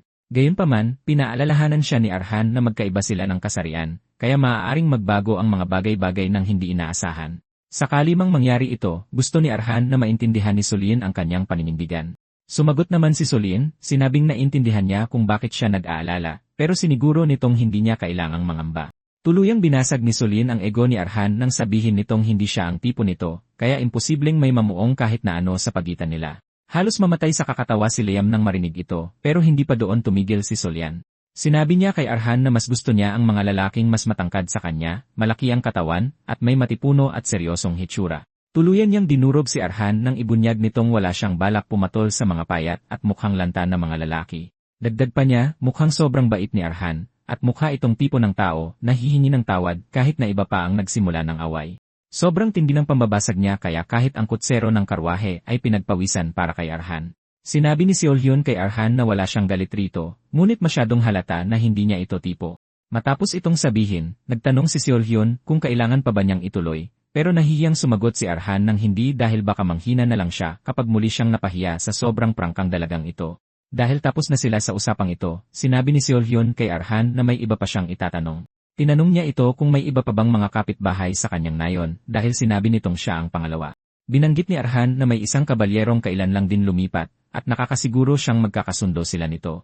Ipinaliwanag ni Arhan na si Patel ay magaling at isang mabuting tao rin. Sa katunayan, sinabi ni Arhan kay Sulyan na napakabait na tao ni Patel. Hindi nagtagal, nakarating sila sa nayon, at pagkababa mula sa karwahe, napansin ni Arhan na isang maliit na bag lang ang dala ni Sulyan, at tinanong niya kung ito lang ba ang gamit niya. Kinumpirma ito ni Sulyan na inamin na wala naman talaga siyang ganoong karaming bitbit. Sinabi ni Sulyan na sapat na sa kanya ang isang espada at pagkain para sa isang araw dahil kung maubos man niya ito, lagi naman siyang makakahanap ng bago. Sa kabilang banda, napansin ni Sulyan na marami namang dala si Arhan sa kanyang bag. Bukod pa rito, naalala niyang isang espada lang ang dala ni Arhan sa arena noon, pero ngayon ay mayroon na siyang hindi bababa sa 3 punyal.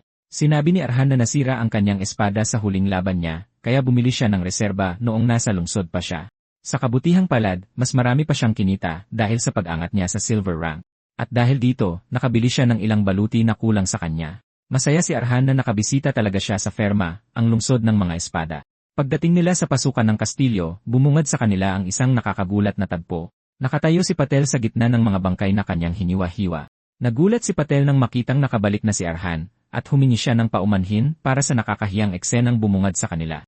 Binanggit niya na may dumating na mga hindi imbitadong bisita, kaya hindi pa siya nagkakaroon ng oras na maglinis. Napansin ni Patel si Solyon, at minisyan niya ito dahil agad niyang napagtanto na ito na ang bagong kapitbahay na sinabi ni Arhan. Dada ng dada si Patel, ngunit pinutol siya ni Arhan at sinabihang huminga muna ng malalim.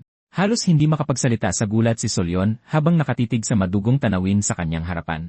Hiyang-hiyang lumapit si Arhan kay Patel para bumulong sa taingan nito dahil nasira na nito ang imaheng napakabait nitong lalaki na kanyang inilarawan kay Solyon. Sa kabilang banda, nakita ni Sulyan na wala talagang ordinaryo sa nayong ito kahit ano paman. Pagkatapos nilang makapagpahinga, ipinaliwanag ni Patel na maraming mga nanghihimasok ang dumating habang wala siya. Sa kabutihang palad, umurong ang ilan sa kanila matapos niya itong bantaan, kaya hindi naman naging ganoon kalala ang lahat. Gayunpaman, halos 1 linggo na ang nakalipas, isang ganap na kakaibang grupo ang nagsimulang puntiryahin ang nayon. Sinubukan ni Patel na idaan sa maayos na usapan ang lahat, ngunit nagpa siya ang mga itong umatake ng mismong araw na iyon. Kaya naman wala siyang nagawa kundi patayin sila, kaya nakita nila ang ganoon karumal-dumal na tagpo. Ipinagbigay alam niya kay Arhan na mula sa kanyang napag-alaman, ang mga nanghihimasok ay hindi mga ordinaryong bandido lang dahil tinatawag nila ang kanilang sarili na Red Wolf Brotherhood. Nagulat si Arhan dahil ang mga pangalang inuugnay sa kulay at pinapares sa mga hayop ay madalas na ginagamit lamang ng mga samahan ng kabalyero. Kinumpirma ito ni Patel, ipinapaliwanag na ang mga ganitong pangalan ay sumasalamin sa kanilang pagkakakilanlan at layunin.